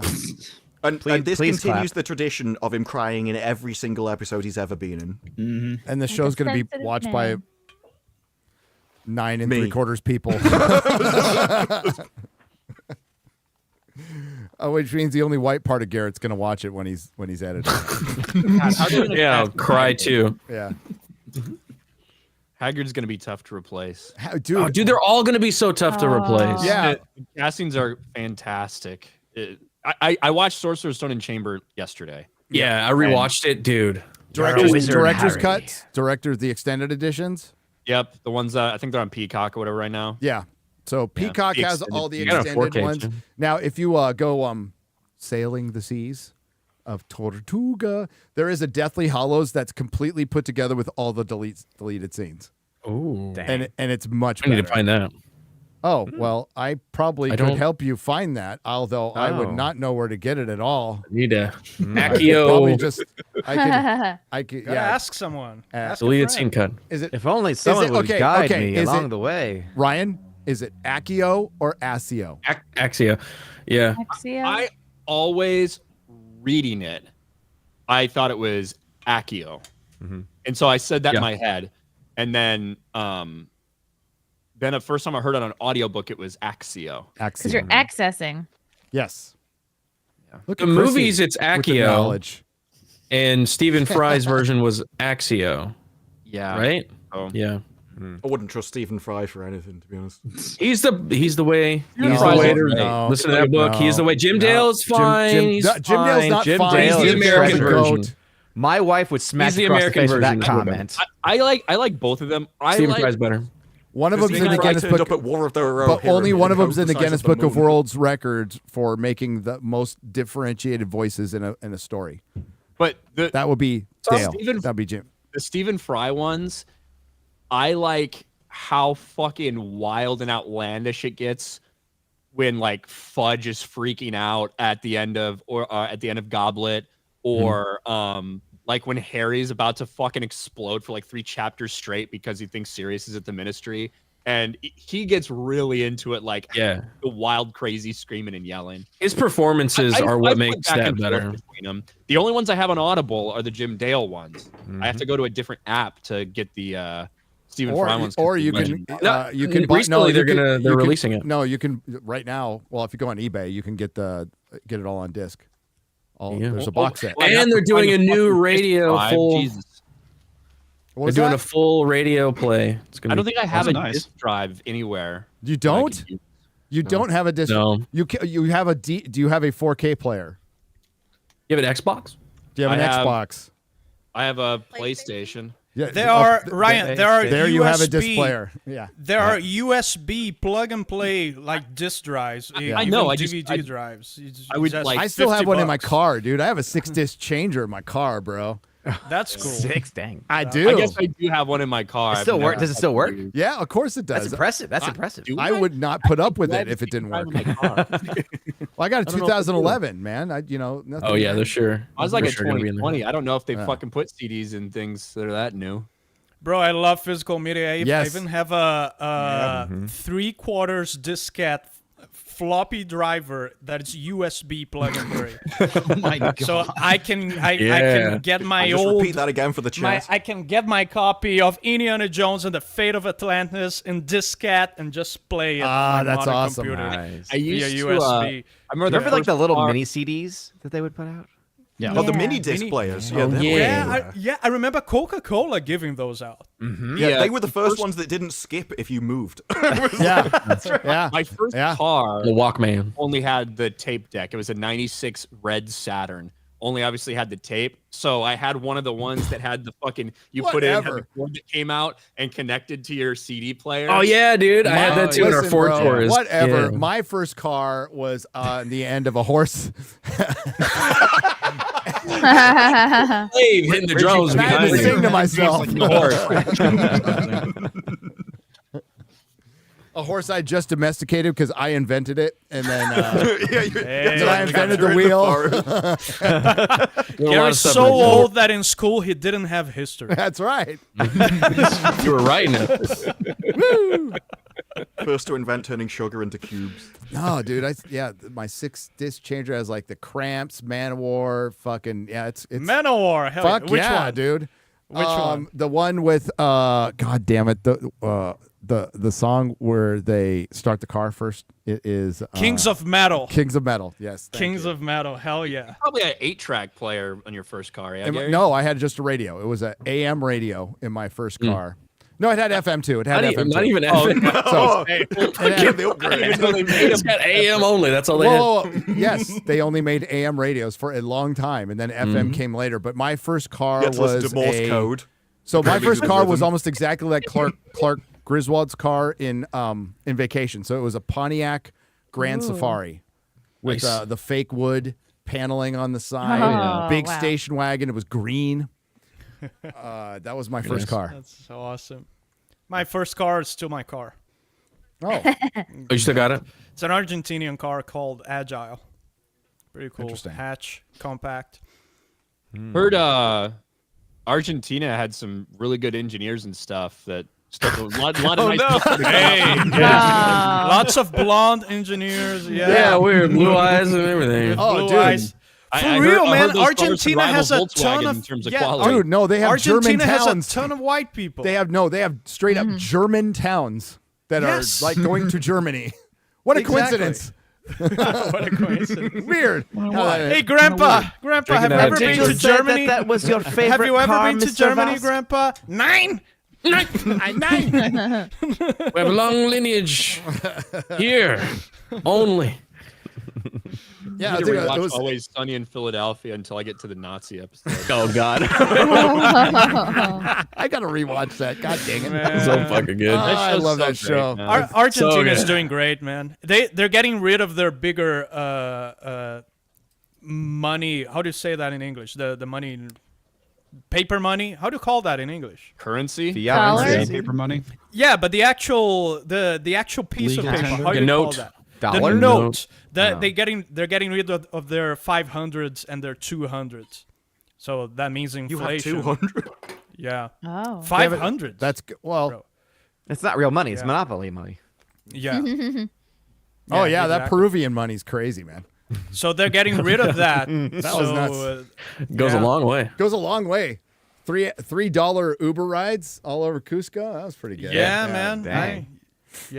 I told you. Like They're Hungary worse does stuff than in us. millions? It's worse than Brazilian currency. It made me think of this in the Snow White trailer. I don't know if you captured it, Garrett. I captured part of it. We were in Peru at the Temple of the Moon. We're on a hill. We're looking down, and all these Peruvian guys, like off into the distance, there's like a glade out there. They start Yeah. playing some music. I did get that. They start playing some music on the flute, and all the fucking animals like just walk towards them slowly, like a Like Disney- Snow White. That's so Yeah, cool. it was all the horses and the llamas and whatever. They all fucking just gathered Aw. around the music. Yeah, it was kind of Sounds awesome. like and everybody broke into song. They did. Really? Even the animals. It was And we weird. were in the valley, so you could hear the music everywhere surrounding Yeah. you. It was magical. Fucking awesome. That's why you go to places like That's that. cute. Of That's course what you I'm would, talking about, Ryan. those Peruvian flute bands. I tell you, Yeah, it that is was like awesome. witchcraft. Well, there's a Dan lot of can, those. Dan, Flowers you over can the do a really good fucking Snow animals. White whistle. Hey, thank you. Thank you. Been What's practicing. this Russell T Davies thing here? Says he kind of hopes the streaming bubble will pop. It did. Bro, it did. Where you been? What is he hoping it pops for? And they'll bring back broadcast TV, but to go, well, fuck it, let's go back to cable and broadcast, even though we've just dismantled pretty much all of that shit now. Who's that? Hasn't he just been doing BBC stuff from the start? So the fat streaming chick hasn't affected him. Exactly, but it will. Streaming is affecting the BBC like big time. But that's not that first blonde girl that was the companion, right? no, this is a new companion, Planet Earth. The last companion left after the first She's series. playing the Planet Earth. And no, it's Joy. She ate the last one. The trailer said, Joy. her name is Joy. Her name is I was Joy. just thinking of piss during it. Sorry. She looks very well rounded. She is. I thought what was that other person named Millie or something? What was that fucking actress's name? Yeah, I thought she got stung by a bunch of bees. I don't know what the fuck happened. Just stolen by bees. I didn't realize the break was that long. She's put on a couple. Ironically, one of the best episodes is where she was in it and the Doctor wasn't. It was like, oh, this is what you can do when he's not in the show. Great. Oh God, I can't believe we watched all that Disparu. This will be the lowest rated special of them all. Next season will be the lowest rated season in the history of Doctor Who. There's no way they're gonna. They were talking about a Whoniverse and spin-offs and all this fucking shit. Whoniverse. They were. That's what they called it. They did a whole title card of the Whoniverse. Go bring it back up. I'm curious to what it says. But they were like, yes, we're gonna do tons of spin-offs with Unit and all this stuff, and then they were going to do legitimately Doctor Who Star Trek spin-offs. Yes. Like combination things. What the fuck? He was there talking to what's the guy beginning with the K? I can't remember his name. That does the current Kurtzman, one. Alex Kurtzman. Yeah, he was talking Yes, to Kurtzman, and he says he was praising all of his Star Trek, saying how he really loved Discovery. It's the best Star Trek ever made. That's what got him into Star Trek rather than the original stuff. Retard. And they literally spoke about how actually the universe is fit, and there's nothing in their lore that stops them going across. Well, they've already crossed over, and it was a pretty good comic, by the way. It was the Next Generation crew with the 11th Doctor. Really? Yeah, and That's they had the interesting. Cybermen, and they had the Borg in it. It was really fucking good. Back when both those shows were good. Yep. Back in the day, go read it. I think it's IDW. It's a really good crossover though. When was that? When was that released? 2012, 13, somewhere around then. Okay. So I it's not actually that think old. I've got that graphic novel, the crossover novel. Oh, sorry, Yeah. the graphic novel crossover. Yeah. That's what I'm talking about. Well, it was originally a comic book run, then they collected it. But it's really good. I have some original art. As a matter of fact, 2 of the covers I own. So, yeah. That's cool. Well, they were cheap. I like how at the start of the one where they said they can do crossovers, Davies literally started the speech by "Lock the doors. We don't want anyone to escape." I'm like, well, that sounds a little bit sensitive, even if you're saying it as a joke. Even if you're saying it. So what does he say here, by the way? It was called, why am I blanking on the fucking name? There is Star Trek, Next Generation, Doctor Who, Assimilation 2. It's called Assimilation 2. That's why. All right, so we got the streamers are heading for a South Sea bubble. Are they? Really? I mean, he's really dialed into it all. Did he miss like last year? Yeah, like and the year last before? 3 years. Well, last year he was busy huffing his own farts. Did he so, miss I mean, the part where the only truly profitable streamer, and this is only a recent phenomenon, by the way, folks, is Netflix. Netflix is the only truly profitable streamer. And for the longest time, for the majority of its life, Netflix operated in the red. It did for a long fucking time. I could fully believe that a BBC showrunner has no idea whether streaming's profitable or not. Yeah. Because he's been getting his pay packet anyway. I think it's a lot like the actors that keep attacking the audience. They think their money comes from the studios rather than the audience just because their pay packet keeps coming in. And they're just not paying attention to the industry as a whole, just their bank balance. No, and the industry is far behind. The industry forced their way into streaming because it was the only option they had because broadcast TV was dying. People were cutting the cord anyway, and you had to find a way. And at first, the initial thought was, hey, we have this consistent revenue stream, which quite frankly, when it comes to movies, they've never had. It's always, everything is a crapshoot. So they're like, we can now sell to the investors that we have a consistent revenue stream coming in. Problem is, they didn't. The problem is they broke a bunch of business models first, and now they're forced to do this. They have to follow through. There's nothing they can do about it now. The only thing they can is maybe start licensing, go back on some stuff, which is smart. And I think if a studio was smart, I would, Paramount should get rid of their streaming service completely. They have some of the biggest shows in the world that they can license out and make a ton of money on, and they're not doing it right now. Like Landman was watched by the first episode was watched by 16.4 million people or something like that. But it's with a studio that's billions of dollars in debt. So it's already burst because it was never fucking profitable. Netflix is the only one that is. Disney had to fucking bring in ESPN and Hulu to lie about a profit that mostly came from ESPN and live sports, by the way. Disney Plus has yet to be profitable and never will be. It's just going to be bundled in and become Hulu. So it's already burst, in other words. This is the verdict of Doctor Who showrunner Russel T Davies, whose long-running BBC series was given a mega cash injection from Disney in 2022 when it was commissioned for 2 seasons. That's why we're getting 2. Pondering the future of the industry on the BBC Today, Davies said he kind of hopes it pops. Okay. Your career popped, bro. Yeah, that too. Yeah. In reference to the streaming revolution, which is experiencing some serious teething problems since Disney invested in Doctor Who. It's drooling. Yeah, that was the point of delineation right there. Yep. Like Disney decided to invest in woke black gay Doctor Who, and it was all downhill after that. Yeah, that was a nice little twist by I admire that from the Access Media. Davies, who has mostly created shows for British broadcasters, longed for the industry to go back to making 8 p.m. dramas about lawyers and health centers or shows that teach people how to make television. Well, those days are gone. Yep. They just are. There are too many streamers, too much money, and not everyone is watching. There isn't enough money. That's the thing. There's the promise of money. There isn't. They're spending a lot that they don't have, but those are loans. They're just putting themselves more in debt. I mean, that's sometimes that's the really childish view of the creator. Well, they're spending money. They must have it. They must have it to spend because they're throwing they don't have it. They don't actually have it. So you guys are going crazy out there with, so many redundancies, too many producers, too many this, too many that, COVID protocols, union protocols. And you just think there's this endless fucking fountain of money out there, and there isn't. There just isn't. Although Doctor Who is now made with U.S. money, that's got to sting a little bit, Brits. You know what? It bothers me. Are they doing it to keep up appearances, or they honestly think they'll make the money back? I mean, Doctor Who himself isn't made with British people, so I don't know why it should be made with British money.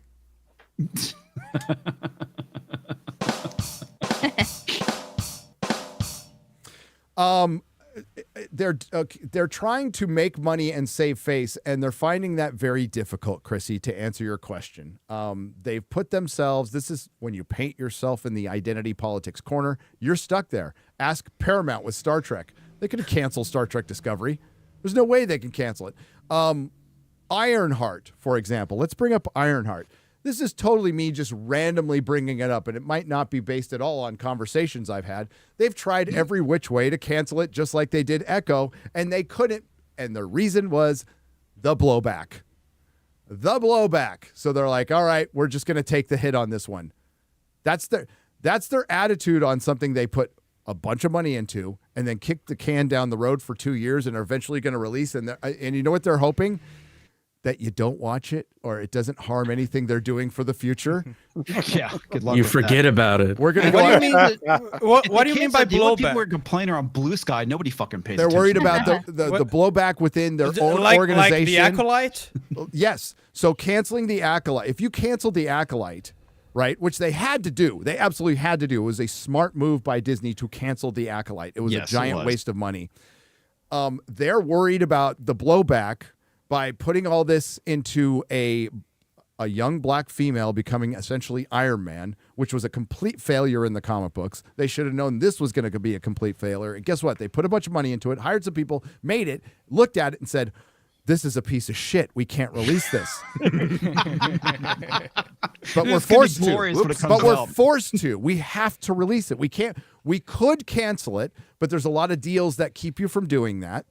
We could, but they could probably get around that. But then they'd take the for lack of a better description, the black eye of canceling a show with a black female Ironheart, and they would be worried about the people in their own fucking building, not even the fans. I doubt many fans would give a fuck. There's the same in the BBC. The BBC has come out multiple times, and every time they go, okay, we do have a problem with bias in the BBC, we're way too right-wing. Every time they come out and they judge themselves, like, no, we're way too biased that way.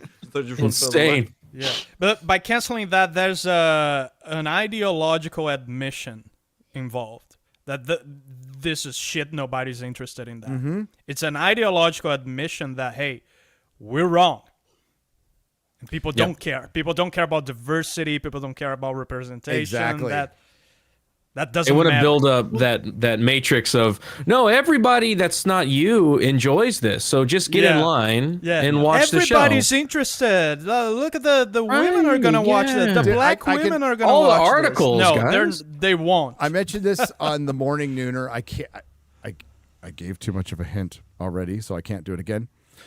But I can tease that I'm allowed to say something in a couple months unless it happens sooner. But Marvel, and believe me, judge them by their actions, not by their fucking words. So I'm going to pass on this information. I'm doubtful of it until I see it. I believe it when I fucking see it. But Marvel is really trying to turn things around. They know they fucked up. They did purge a lot of the employees. They do have to kind of work with what they got. They've painted themselves in quite the corner, but they're going to want to change things. There's going to be some news coming that your guys are going to like genuinely like. Ooh. Genuinely like. If you're a Marvel Comics fan, you will like, oh, that's fucking awesome. Just remember that. I kind of think that War of the Rohirrim was that, though, because they went back and got the original people that made the original things. It was like, oh, but you have to write something new. But they're not the same people. And so you almost have to do clean house and get people entirely opposite from the people in your current company. Yes. I don't think you can just trim back anymore, because anybody that was the person that you need, you've already got rid of. And so everyone there has been already converted. They've changed. And so even if they were around at the original time, I don't think they're capable of understanding the problem anymore. That's where, I mean, people get, like, we have to explain things the way they are. And whether you like hearing it gets brought up too much, whatever. But when you come up with, when you stop hiring for meritocracy and you start hiring based on people's skin color and not their ability, these are the problems you have. And then your own employees, your own building becomes the problem. Not even the fans, the people around you. You're so worried about, if you're afraid of your own fucking employees, that's a bad atmosphere to be in, especially when it comes to, oh, we're in Hollywood. We're here to make money. We're here to make fucking money. And we hired a bunch of commies. You know, like how it's a little counterintuitive to a business in America that needs to make money. And they don't, and the people in that building don't care about your money. They don't care about your business. They have no pride in their own fucking work because you hired them based on superficial features and not actual talent. And this is what you get. This is what you get. Man, well, the only don't way hire you can commies.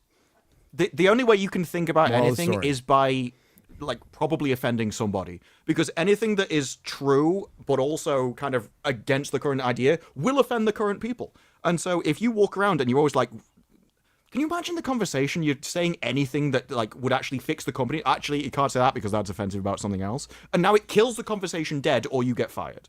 And so you can never fix the company because there will always be somebody basically holding you back. That's why I've always said you should go through these companies and you literally, they've told you many times, you know all of the trigger words. If people use them, get rid of them. Because no, people don't talk like that normally. Are you guys familiar with Robbie Starbuck, what he's been doing with some of the corporations? I wonder if, that can ever be sort of, I don't know, not that he's doing conservative activism, but I wonder if any of that can be kind of transferred over to the entertainment industry. I thought he's brought it up in the past with, I think, Disney. I mean, it's kind of what we do. We've been bringing it up forever. And we, like a lot of fucking YouTubers, a lot of people on Twitter have been doing their due diligence and looking into Bridge, like Kirsha and the DEI. And now it's a bad word. And I completely agree with Kirsha. This is what the government does all the time. When a program becomes soured, they just rename it. and Yep. reallocate the Yep. funds. And they say, well, that old one doesn't exist anymore. We totally got rid of it. Yeah, Communism becomes socialism. Socialism becomes social democracy. like It's always like that. Project Mockingbird. That's still going on. And it was initially described as just the CIA spying on reporters. No, it was the CIA having assets within major newspapers and TV broadcasters. And that just changed, and now they have assets in all of social media. Anything that provides information. Twitter proved that. You think it was just Twitter? Are you fucking kidding me? No. It's so easy to get rid of that. You can literally honeypot it. Or just pick a movie that people go, oh, you can't make that now. Well, make it. Or say you're making it. Yeah. And then everyone complains, get rid of them. And then you will make a culture inside your company that's opposite the current one. And then next time you actually make, people will be scared because they're not sure whether that's a honeypot or not. And so you flip the idea around so that now they're scared to speak up. And it doesn't really matter whether they're in the company or not, only which is perceived to be the dominant ideology. And the dominant ideology will convert people to it because they don't want to say the other thing. And you do the exact same tactics, but in the opposite. Hey, so It's very going smart, back to- Disparu. It's a good idea. Going back to the possibility that Marvel might be trying to turn things around. Have you guys seen the trailers for Marvel Rivals and that it's just come out? Have you guys heard a lot about of people that? are enjoying Marvel Rivals. Yeah, I've heard. Yeah, I've heard that too. It actually, like, parts of it look pretty decent, and a lot of the character designs actually look like they're being more faithful to some of the original looks, but also just making them look awesome. Well, I mean, going out of the way to make them look cool. It's a multiplayer Really game, right? Yeah, it's a hero shooter. Yeah, it's like Overwatch. I can't. God, there's Yeah, so it's a much shit I Marvel can't say, Overwatch. but like, bring that up. By the way, I want to see that. Yeah, I'm looking for a good one. They definitely I got the are trailer. trying to get more traditional with certain heroes. Well, the Well, good have a thing look about at that the as well is trailer. there's so many different skins. You can have your radical skins, your traditional yeah. skins, your futuristic skins, and it doesn't really matter. So I'm sharing the trailer now, Garrett, and like they are doing a multiverse thing. They've got a gender swapped Galactus by the look of it. Her. What the fuck? It's very You're anime. not though. selling it to me right now. Yeah, it's not a Well, great. no, isn't she? I think I'd she's let her supposed to be read Galactus' me. daughter. Oh, is she? Okay. I think so. I let her devour my world. All right. So you got there's They're Moon singing. Knight, Shang-Chi? Iron Fist. That's Iron Fist. Fist. Iron Fist. Yeah, because of the mask. Hawkeye there. Why has he got a Black COVID Widow. mask on? That's a good-looking Yeah. Black Widow. That's good. That's a Yes, good-looking Black Widow. That Hawkeye I looked was like shit. Okay, Everything's all armory yeah, though. Everything's fucking armory and gay. Like, but I think they stop have it. some traditionals. I think you'll be able to get the traditional skins. There's a good Cloak Wolverine. and Cloak Dagger? Wolverine. Cloak and That's Dagger. all right. That's not That's too all right. bad. Yeah. I can't. Squirrel this is Girl. the one that Aw. I can't stand that. Like, she is appearing too much in the promotional material. I'm like, Furries are gonna love this, man. got Remember when that Wolverine. big titty AT&T bitch was gonna be Squirrel? Yeah, that was the only thing exciting I about would it. have liked I'd see that. I'd see that. Dude, if you she's in season 1 of Silicon Valley. If you So Yes, you she got- is. yeah. You got Storm. You got Magic. I think so. This might be Psylocke, but I've seen Psylocke in a traditional. Oh, that like, Namor plastic- looks fucking terrible. Yeah, and so, no, I've seen a Psylocke in the game that she's got her really classic, leotard outfit, and she looks pretty cool. So is this like an Overwatch clone? Yes, It's basically very similar to Overwatch. Adds It's a some kind of Marvel disruptible Overwatch. environments though, which Yeah. is pretty cool. Like if you need to open up a new angle, you just shoot down a See, wall. that looks That's good. pretty cool. Iron Man looks This looks good. good. Hulk looks Yeah. good. Iron Man. Cap. Kind of. Even all the right ones with you Cap. don't like probably have skins that you would like, from what I've seen. Everyone Yeah. looks like a teenager though, or is it just me? It's very anime. Get rid of Squirrel just Girl. old. Freaking, I can't.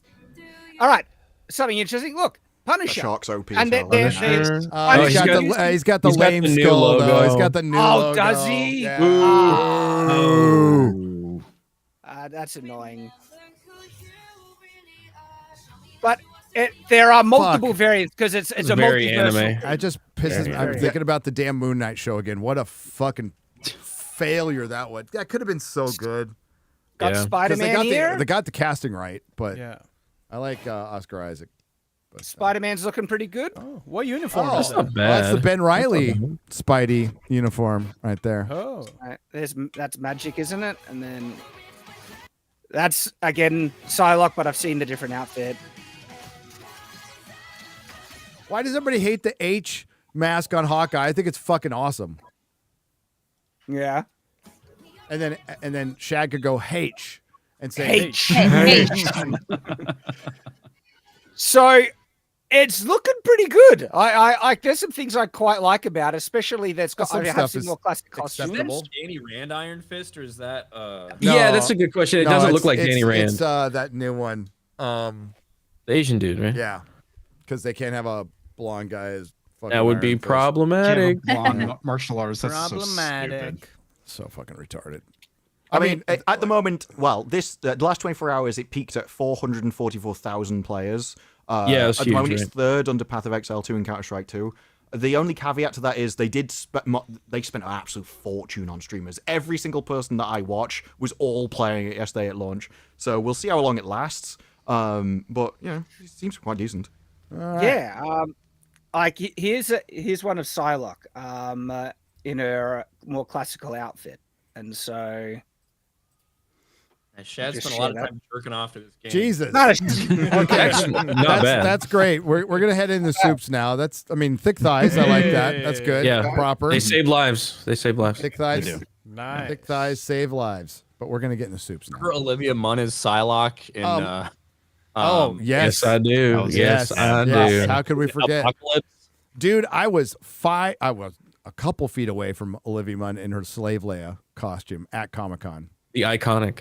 Yeah. Slave Leia. So, costume. where was I? Real quick, before we get to soups, Tuah girl did a meme coin.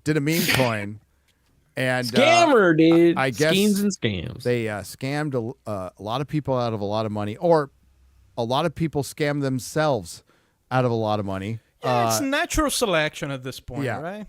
I give no fucks for any person that lost money because you thought that Tuah girl meme coin was like a good investment for you.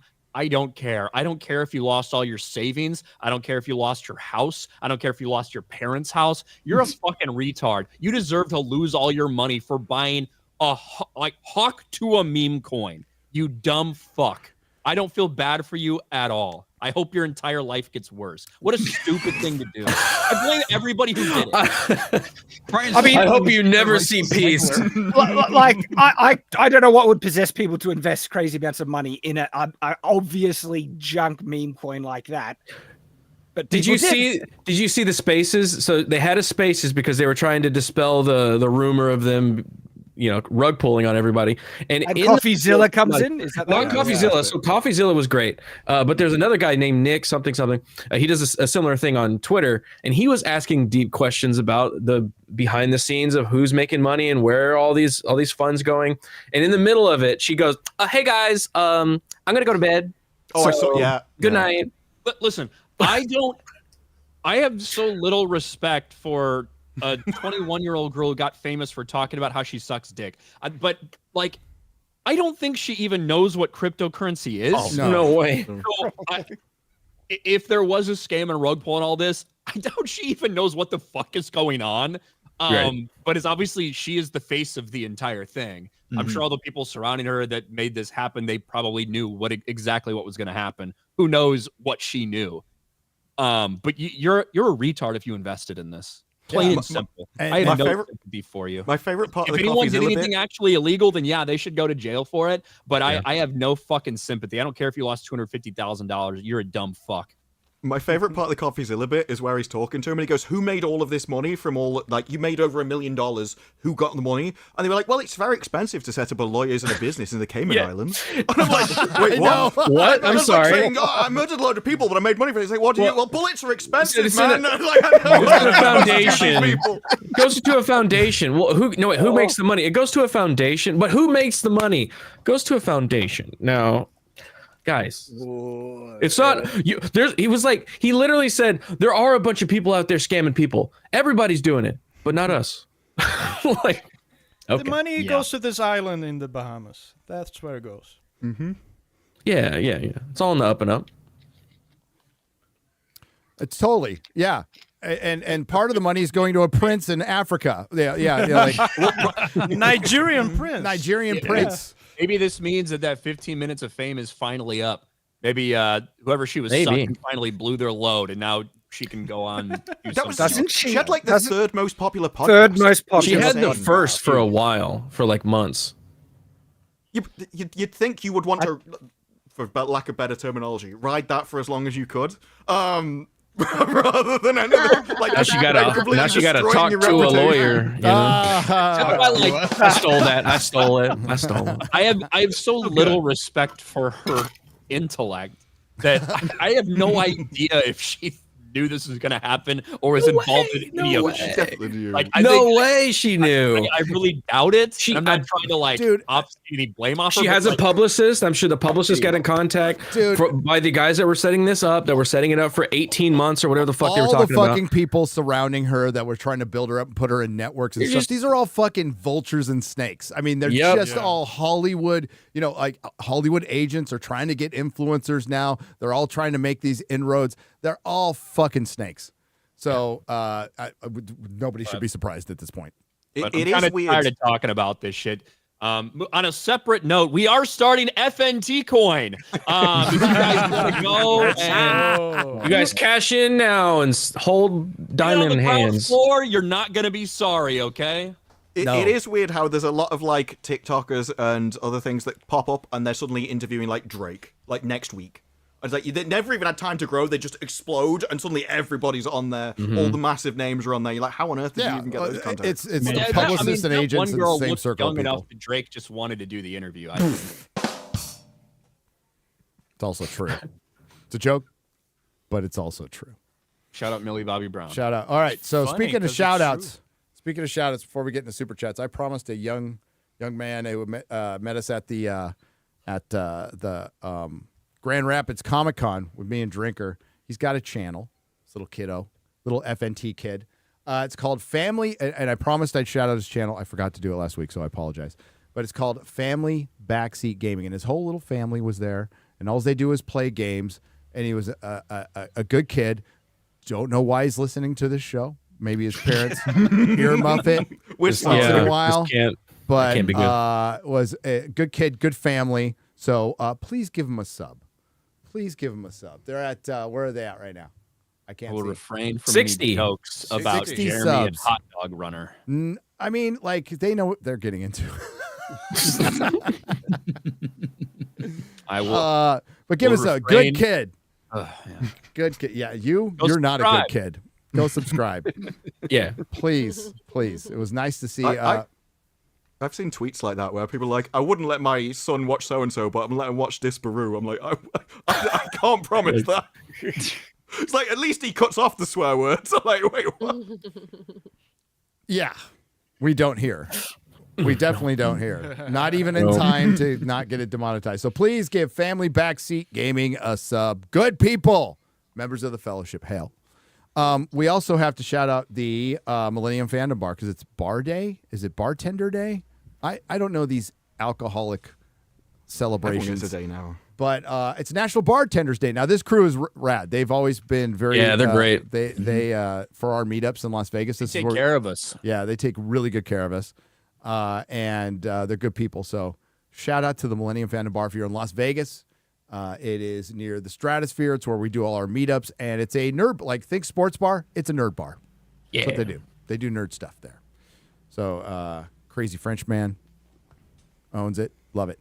Thanks. Let's get to soups. Oops. Noons has gifted 50 Nerdrotic memberships for $250. Hail Noons. Oh, Dick Donner is back, everybody.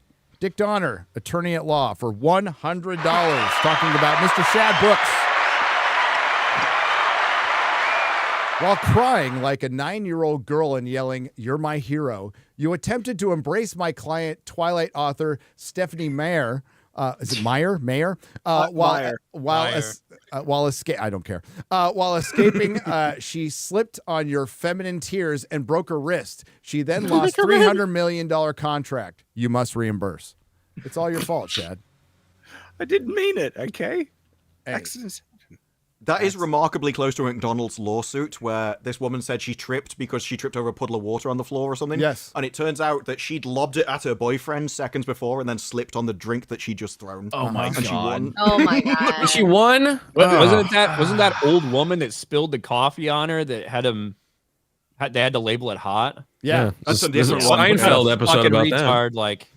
What, would that have prevented her from spilling it in the first place? Like, what do you mean? Well, the it issue says she hot. put the lid on the coffee, is they put the lid on the coffee. The issue and the top came off and it, scorched her genitals. I mean, it's yeah. I blame user. Yeah. Scorched genitals. Yeah. Putting a hot cup of coffee between your legs is fucking stupid.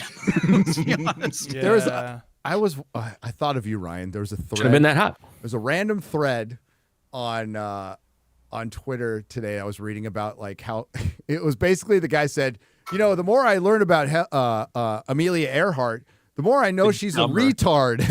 She was a total fucking retard. And they broke down like all the mistakes she made. But in that thread, Ryan, they're like, yeah, her and Helen Keller, all bullshit. And I'm like, oh, my boy. Yeah. And the guy made a good point. It's like blind, deaf, and dumb girl finds out that socialism's a good idea. Sure. It's Yeah, it's like, I just think it was all a hoax. Yeah. Oh, yeah. Who could have disproved it? It's like that fucking chimp that they pretended it was it's not Bubbles because that was Michael Jackson's Coco or something. Coco the monkey, it could talk, it could say all this stuff, and it did the exact same thing. And it was like, we're destroying the earth, and you need to save the earth. It's like, yeah, Coco ain't saying that the shit. gorilla, basically, they said they allegedly teach it sign language. Yeah, I remember that. Oh, that. Oh crap!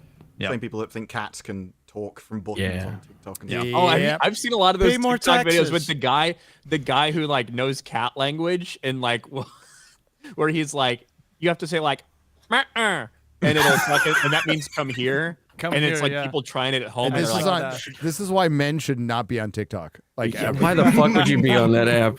Gary has a Nerdrotic talk account, so Pretty sure that's run by his wife. You ugly. I'm not running shit. And he's advertising there. the only who's advertising? Not me. You are. No. There's a bunch of people who keep using Nerdrotic on TikTok, and we have to like call that shit out all the time because they're not supposed to. So I have a that's bunch why- of those too. Apparently, that's why we're there. It might not be a problem for a little while. Oh, we had a complete Getting fraud shut down. account that called themselves Shadiversity on TikTok that we had to try and get shut down and then upload our content to get the real stuff. So yeah, I don't have a TikTok app on any of my phones. I think my wife does, but I don't. Although I Nice don't have the cop-out. app on. Kind of like your gun ownership. I mean, a little bit like it, maybe. But the thing is, I don't go on TikTok. I've never been on TikTok ever. So, but YouTube Shorts, same fucking thing. Play the high note for 100 Australian dollars, pesos. James Gunn's DC will be absolute woke shit. He publicly supported Gina Carano and Roseanne Barr getting canceled by the online mob. Yes, he did. That is a fact. He did. He has, I didn't know that. Yes, Because he did. after his cancellation? After Did he his do that? cancellation, people brought it up. He's all, no, in her case, I think it really should have happened. Yeah. So I'm paraphrasing what he said. What a bitch. Yep. He has liked several of Mark Hamill's Instagram posts for the past 18 months. Yeah, it's no secret. James Gunn he ain't putting a MAGA hat on. Okay, like that's not going to happen. Is everything wrong with Hollywood? Well, I mean, putting incels in your first DCU project, not a good sign. I'm going to just go out on a limb and say that. Yeah, if you've seen the first two episodes, you know this is not a good start for the new DCU. So fuck that guy. Yeah. We'll see with Superman. We will see. I'm not holding out hope for that one. Okay. What do you think has a better chance to be good? Fantastic Four or Superman? Not the above. Oh, man. I would actually say Fantastic Four at this point. I'm kind of leaning that way too, but I'm not gonna. And I don't think it's going to be great, but in terms of what will be better, I think Fantastic Four. Yeah, look. Bro, I don't know. Good is a strong word, right? Well, they're hinging the hopes of the superhero future on both of those movies. Same month, man. It's going to Same be month. wild Within a couple July. weeks. Fucked. Couple weeks. They're releasing a couple weeks apart. Ian So Forth for 50 British pounds. That's proper money. The demographics of the early 90s UK was basically Disparu and Kate Winslet. Oh, TWF for 120 Australian dollars. Gary, and you guys need to watch some real anime, not that rip-off westernized Netflix crap. Here is some of the good shit. FMA Brotherhood, Cowboy Bebop, Fighting Spirit, Beyond Journey's End, and the godfather of anime, Bacano. Hopefully I said that right. Stop the anime hate and get cured. There was no anime hate. It's just, I don't love it. I like it's like 90% of it is not good. Yeah, Full Metal Alchemist is an amazing. Yeah, there's some like really so good good. shit. Brotherhood Brotherhood's amazing. better. Yeah. But here come the anime recommendations. And who am I to stop them? Who am I to stop them? Bring him on. Naso Kasha for 10 BGNs. Dan, Vasc, and Jeremy, all the gay representation I could ask for. Sooner or later, we're going to see Dave Landau. When are we going to see Dave Landau on FNT? I think he would fit like a glove. He's been on before. He's been on before. We'll get him on again. We almost had him on, but we were going to talk about Rings of Power, so he ran. I don't blame him. Sensible guy. Yeah. We've always got time till the end of the year. Maybe we'll have, because I wanted to have Benny on the weekend of the inauguration, but he's going to be there. So maybe we should get Dave on for inauguration weekend. John Tom for 5 British pounds. At what point does Ryan go from washing his face to washing his head? I don't know. 5 inches up. Hasn't gotten there yet. Grandmaster Chris for $9.99. Anyway, you guys excited for Harry Potter and the Half-Blood Prince of Bel-Air? It will be shot through the heart, and Rowling is to blame. She gives love a bad name. Stop it. Gay Carpenter 77 for $5. I just want to know when Dan is going to release his 1 Million Loser song. Yeah, pretty soon it's back on production. Yeah, I gotta run with it. It's coming up before Winds of Winter. Oh, that's good. That's I hope at That's least a low bar. Yeah. Like if this Black Snape thing is real, I hope they just go all out on everything. Old cast or they're cowards. Just do everything fucking ridiculous. Change his name from Severus to Severus with an apostrophe in between. Like hyphenated name. He's got another name in there. Johnson. Make Hermione black. Make all the Weasleys black. Just go all out if you're gonna do it. I just want to know. Oh, I read that one. Oh, by the way, we're gonna have a surprise for you guys. What's that? Involving Gary. When we release the Man Oh, yeah. song. Yes, that's right. Well, There's a surprise. looks like the cameo's surprise then. He's got It's a not man that. bun on? It's not a cameo? It's not that. No, it's a different kind of surprise. Butt sex. Gender reveal? What is your They're mind coming going there? out as a couple.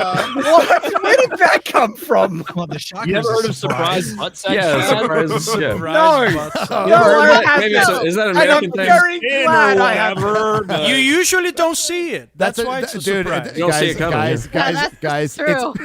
it's a Navy thing. Okay, so yeah. In the Navy. Portal pudding. I thought it was a prison. Green Blossom for 2 British pounds. I can't breathe. Severus Snape. Just in quotes. Damn. I mean, that's kind of how it ends for him. Kind of. Chokes on his own blood, right? Severus, have you always been hated because of the color of your skin? Always. First episode, he gets arrested. Axiom He's Sarah. falsely accused of being a Death Eater.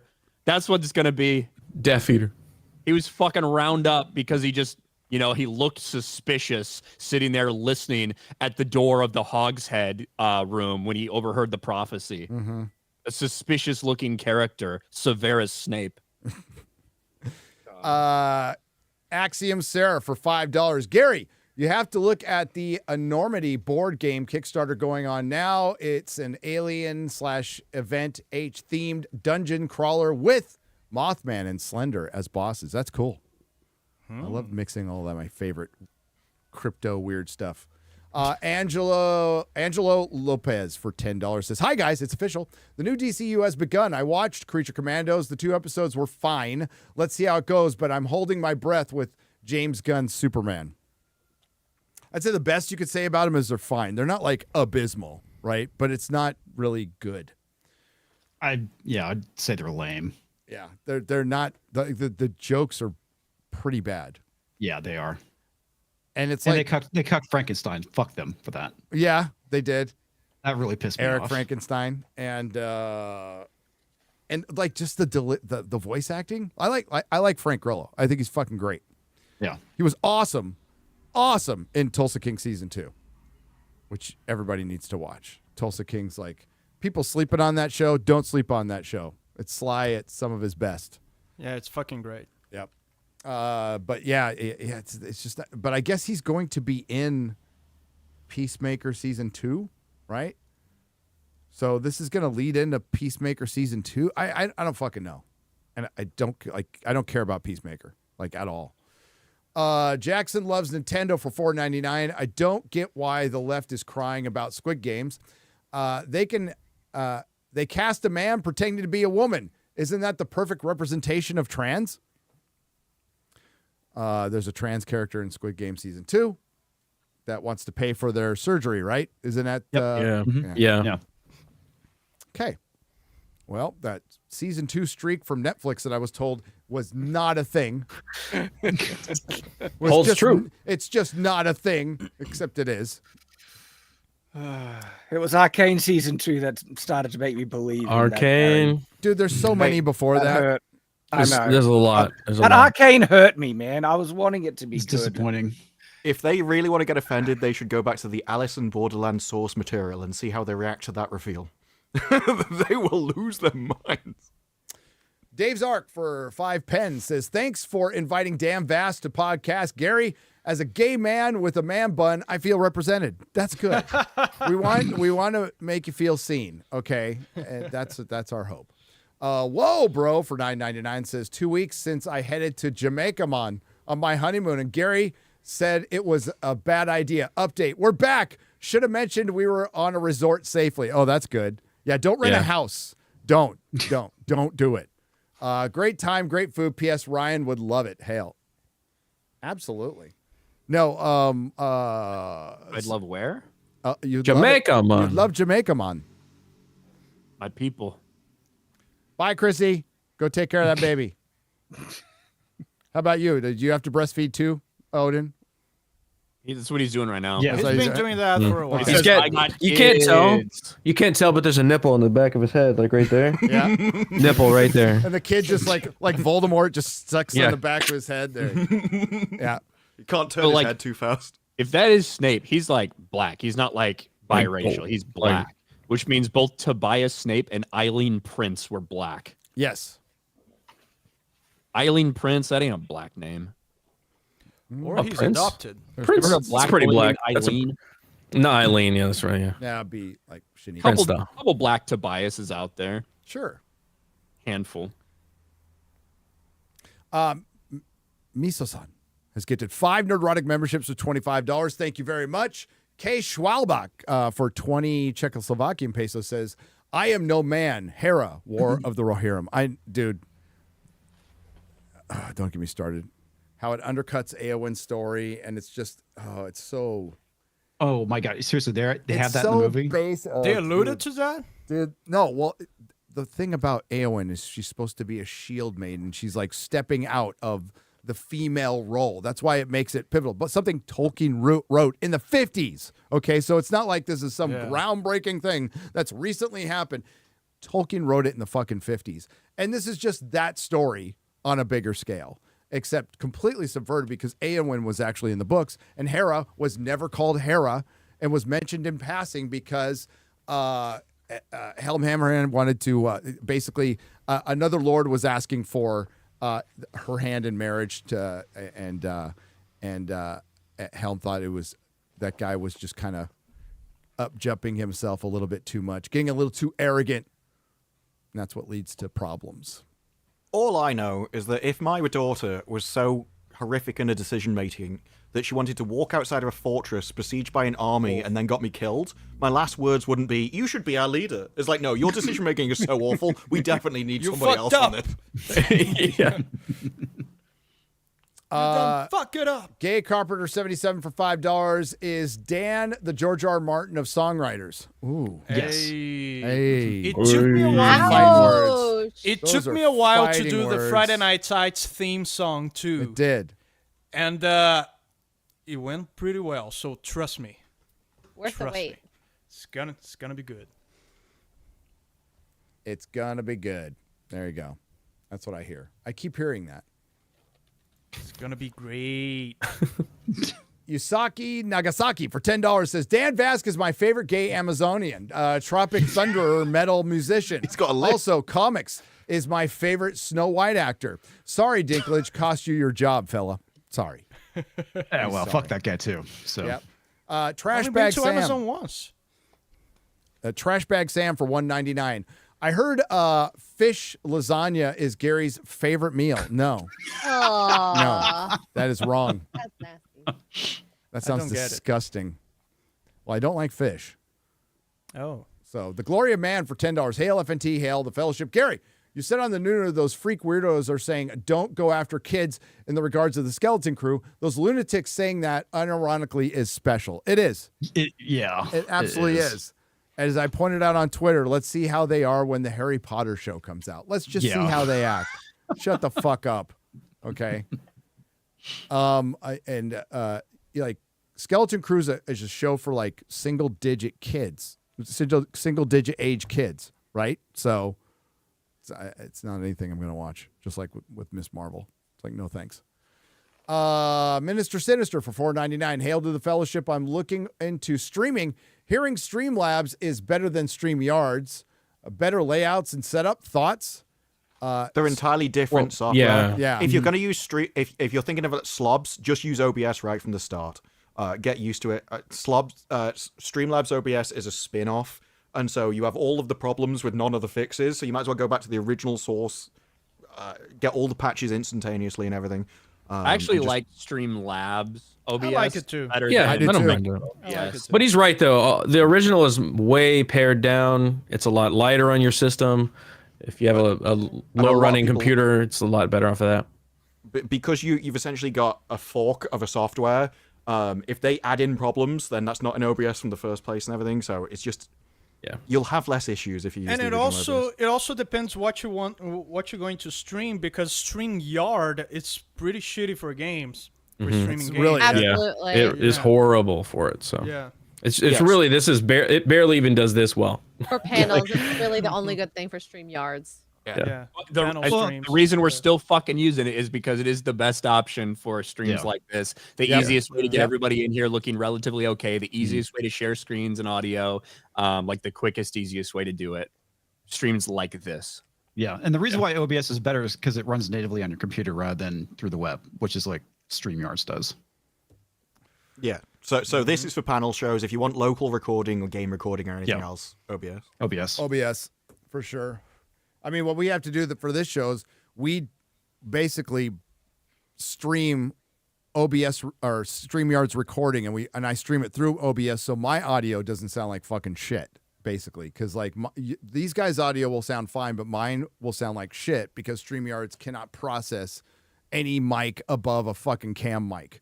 The more expensive your mic, the more fucked up it's going to sound on StreamYards. Yeah, and music as well. Music sounds terrible. Music on StreamYard is a sin. Yeah, it's bad. Just crushes it. Yeah, and they haven't done anything about it. I think it has something to do with stereo sound. Probably. Bit rate probably too. Yeah. Omniscient Guy for $2 says, we don't want Happy Ryan. Well, don't worry, then you'll get what you want. You'll never get it. The only time Ryan is truly happy is at somebody else's misfortune. Okay, so like some schadenfreude happens, he's laughing his ass off. Or he's very drunk. Yeah, like when everyone else's lives are like become more miserable than mine, I find happiness. Right. Relative happiness. Helm Hammerhand for 20 British pounds proper money says, these intros have gotten completely out of control. 10 out of 10. Thank you. Thank you. Helm, I'm sorry what happened to you in your movie. It really sucks. Abraham Snog for $4.99. Why do people say stuff like the budget marketing was $600 million, so it's going to need at least $900 million to break even? Because it has to make 3 times the profit, because you're talking about generated money. You're talking about gross versus net, right? So they have to generate $900 million to break even, because that $900 million involves fees, involves paying actors, involves a percentage of the tickets going to American theaters and foreign theaters, which is a much higher percentage. So that $900 million ain't all going to the company. For what movie? For any movie. You were just using an example. Yeah, just an example. Yeah, so like it's about 55% domestic, 40% international. China's 25% typically. Yeah, the easy thumb rule is whatever it costs to make it, plus whatever the marketing budget was. So if that's $200 million to make it and $100 million to market, you've spent $300 million total. You need to make twice that at the box office to break even.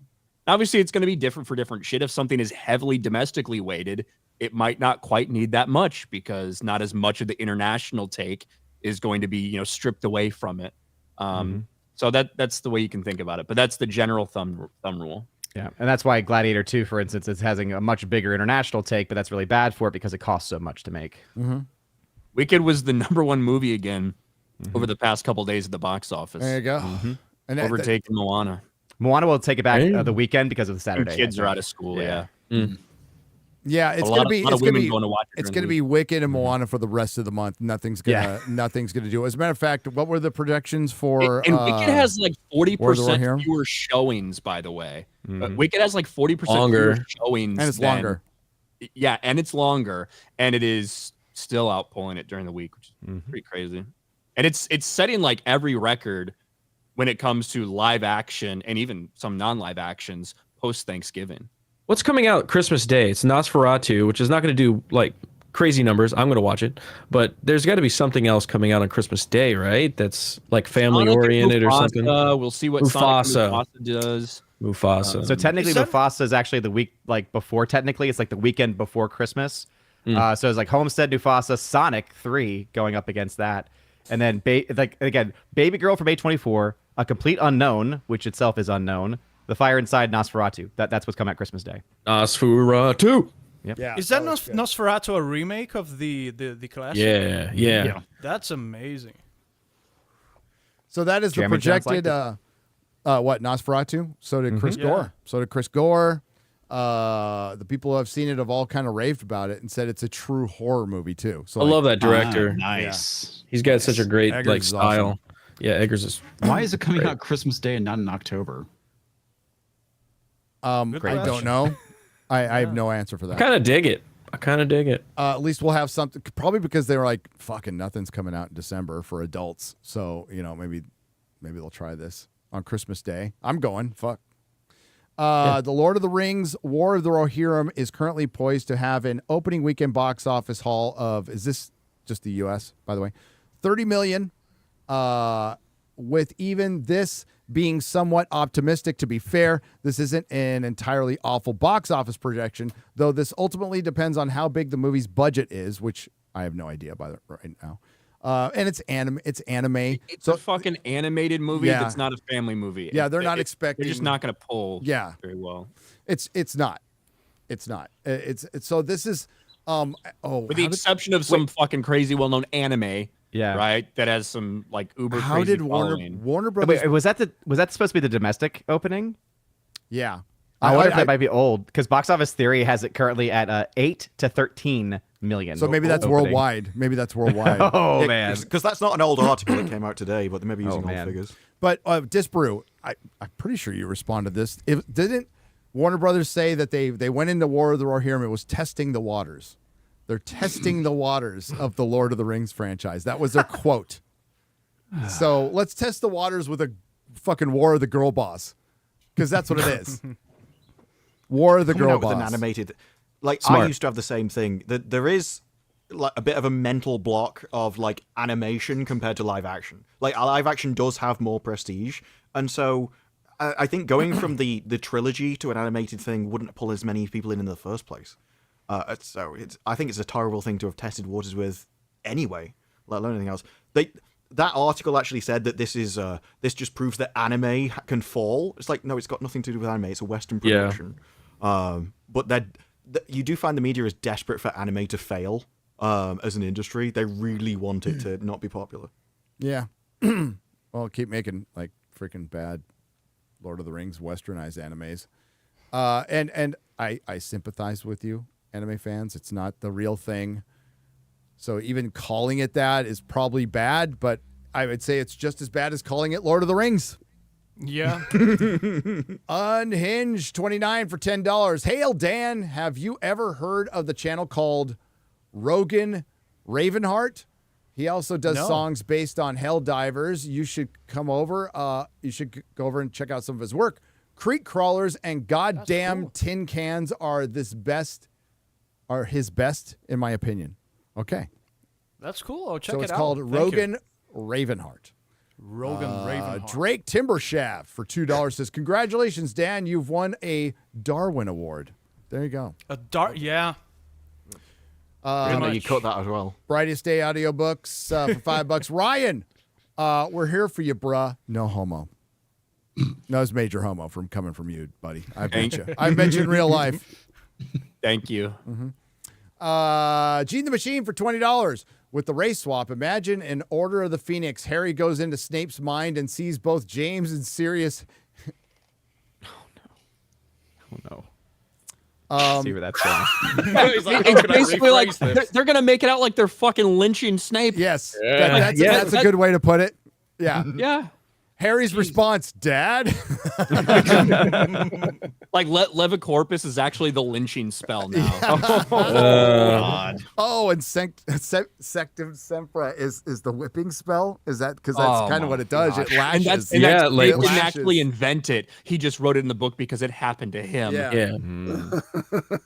Right next to Swing Low, Sweet Chariot. Oh, some have floated Adam Driver as Snape, and while he has the hook, no one can replace Alan Rickman's smooth, menacing voice. No, they shouldn't expect to. The problem is, like, Don't be hasty. Alan Rickman played it awesome in a great way that's memorable. That is not really Snape from the books. Snape is fucking unhinged at times in the books. Like, absolutely lost all control, fucking feral, like, gets angry. And that was never Snape. Snape played it very cold, a little bit sassy, fucking very deliberate. 394. But, you know, that's not the Snape from the book. It just isn't. Obviously. He had a lot of rage. He's the diehard villain. I'm just realizing that. Oh, yeah. No, his best role, Sheriff of Nottingham. Cancel Christmas. Cancel Christmas. Cut your heart out with a spoon. I don't know. Die Hard's pretty good. Yeah, I was gonna say. Gotta be Die Hard. Hans, yeah, gotta be. That movie sucked if it wasn't for Alan. Christmas movie. God, I just hate to have. Not Die Hard. What? I said that movie sucked. The Robin Hood. Robin Hood. If it wasn't for Alan Rickman, he really holds that movie. What? He holds that movie. What are you talking about? Blows. Kevin Costner. He can't act.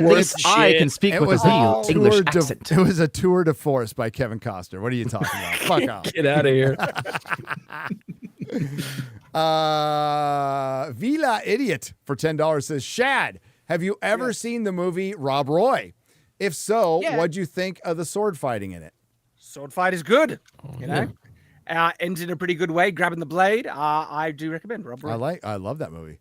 GRN Raptor for $20 says, Duck it. I'm having Chinese tonight. China. Hang on. Okay. We're hanging. It took me a second. It's been a while. I've been home for a month. I don't know where any of my buttons are. I think somebody moved my action figures around a little bit. I'm a little freaked Sounds like out. an old man with a jacket. I can't open my button. I don't know. Exactly. Oh, shit. We're going to read a few more, and then we're going to go to the Rumble Hour. We'll get the rest on Monday for a square up. That'll be on Rumble and Nerdrotic Live. Thank you all for doing that. I have a big video. I have two that Gonna take some time. Actually, all the hosts here, I'm gonna hit you up with a DM. I need to know for our top 5 at the end of the year. I need your input because we're working on that right now. I need to get it done early so it doesn't break Perry. Because those are difficult to do. Like it takes him a long time to edit those, and they're fucking bangers. He's so good at it, but I don't want to break him. Weird Robot for $5. Hail all. Dan, why are your windows and doors closed? Chrissy, please join metal band and growl like you did.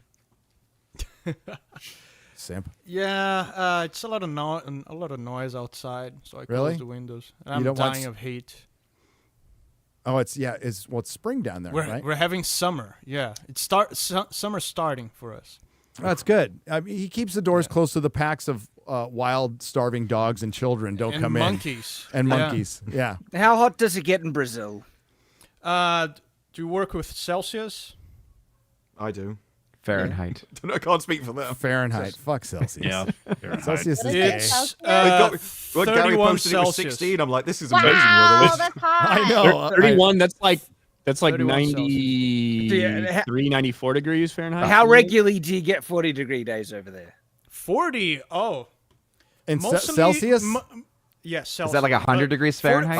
40 Celsius more like on the beach, on Rio, and big cities like São 'Cause Paulo. we- Over here, we don't get 40. Come over to Texas, okay? That's what give you 105. I bet 31 is Chad 88 gets it pretty bad too. We get 40-degree days regularly every summer. Yikes. We're all 40-degree summers. Bro.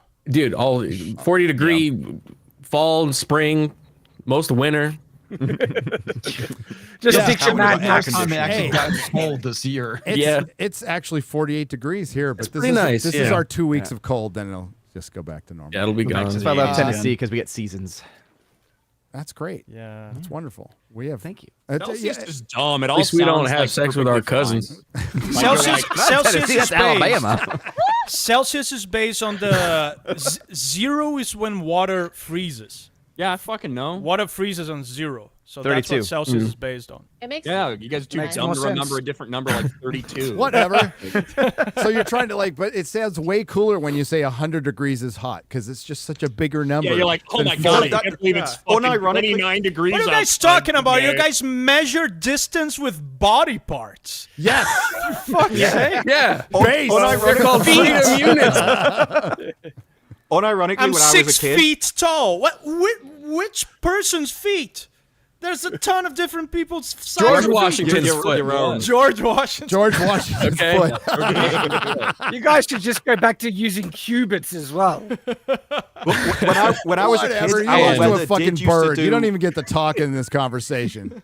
Go beat a Our fucking weather bird. did God, used- Gary, stop This with where the keeps trying to say something. Yeah, our weather did used to do Fahrenheit when it was hot and Celsius when it was cold to make it see because we had heat on so few days that it would sound bigger. So well, it's 88, it's really hot now, and then when it's cold, it's like well, it's -4, and so either side we would take the extreme measurement. Right. DJ for $10. At least we aren't being subjected to Savvy's gnarly, hairy Greek feet. Just You were in the intro. Just Chrissy's voice. God, that's Isn't it Egyptian? Wow. damn. Harry Egyptian. Chat coming in hard, throwing strays at Chrissy.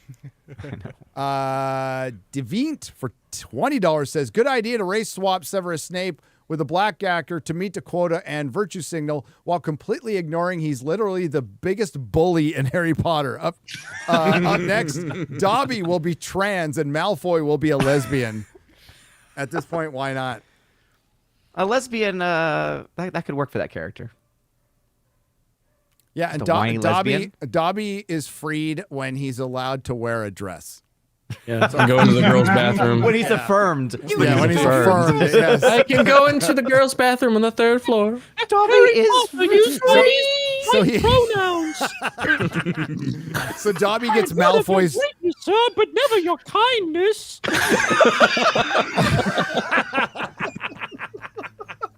Is that Mickey Mouse? Basically. Dobby. motherfucker. All right. Respect on the name. Hey, F's in the chat for Dobby, okay? Yeah. was a free Abraham elf. Snog for $4.99. Do you enjoy your favorite superhero comic more than your favorite superhero film series? Name your favorite book film. The comics are always better. I love the movies, but the comics are always better. Just like the books are always better. Most of the time. My favorite combination of book and film besides Lord of the Rings. Book and film. When it comes to superheroes, what's the best? The best comic book or book? Well, I think he's asked. I think This is comic. This superhero comic. What's your favorite comic book? Well, it's not superhero. The best adaptation of a comic book is Sin City. Period. End of story. Sin City. Sin City is the best adaptation. It's almost panel for panel in some How about points. 300? 300's pretty good. It's good. Yeah. 300's pretty good. But better than the comic? Is that the question? Yeah, there's none that are better than the comic. If it was a good adaptation, I think. Because which comic and which run goes over. Well, they Now, what is a good comic book movie that Daredevil went Daredevil? astray? Went astray from the comic book, but it's still good. What, from a normal book, the one that did that for me would be Starship Troopers, because he didn't even read the original book. But I, think would it's a great say movie. Conan the Barbarian. Conan, yes. I Ooh, would that's a agree good with one, that. yeah. How was Judge Dredd in comparison? It's very different than the books, but it's still freaking awesome. It's in the spirit, but yeah, Dredd, it's Dredd, not- and Judge Dredd. Actually, I like both of them. But it's not as as hardcore as that movie is. It's not as hardcore as the books. It's just Yeah. It's just not. It doesn't have what the early books had, like a wacky edge to it as well. But if you're talking about spirit of comic to spirit of movie, Daredevil. Daredevil, the TV, the first 3 seasons. The show, not the movie. Show. I was gonna say, I thought you the meant the show, movie. not the movie. Dude, I saw some Snyder guys going, Ben Affleck was the best Daredevil. It's like, get the fuck out of here with that. I bet they followed up with, you have to watch the director's cut. You have to watch the director's cut. Hey, the director's cut is much better. It's Like, come on. better. Come on. I like it. I do like the director's Yeah. cut movie. It is nowhere near as good as that TV series, though. Shut the hell please. up. Stop. What the heck? Okay. Oh my God, the Snyder. Stop trying to make Ben Affleck a thing. The Snyder people, like, if Gunn fucks up, they will be the first ones to bounce. I promise you. Yeah. They'll be My all favorite over is the that. line, "I never miss." Proceeds to miss for the rest of the movie. I know. Dan Vasc should form a band with Larissa Laviere YouTube channel and make beautiful Brazilian babies. That's not how a band works. Yeah, that's You usually kinda how a jump ahead of band. it. That's usually how a band breaks up. To be Breaks honest. up, yeah, Yoko.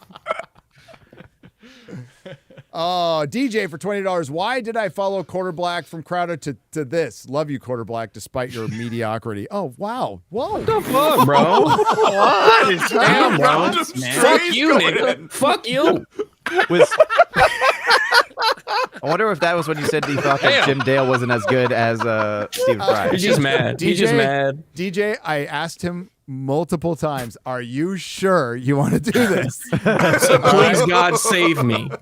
Are you sure? I asked a lot, okay? So I don't have an answer to that question. Hey, we're not as well put together. We don't have the studios. We don't have all the people. I just got all the Quarter vigorous butt sex. That's private. Hey, I don't know anything about that. Vigorous. That's what I was gonna say. As gay as this show is, I can guarantee you, Quarter Black's had way less balls on his face since he came here. Yeah, a lot less. Not written into the scripts anymore. Yeah. It's weird. Has to be vigorous. I'm trying to be descriptive. It's like, look, I have no problem with the butt sex. Vigorous? No. That had to be aggressive. Just relentless butt sex. Just nonstop. Is it consensual though? No. It would be the amount of time Shad brings up Cinderella on the show. Oh, gosh. Buff Geek for 20. Murder charge against Daniel Penny has been dismissed. Vibe shift post. No. Oh, dude. Fantastic. Glad to hear it. Dude should have never been. This is fucking ridiculous.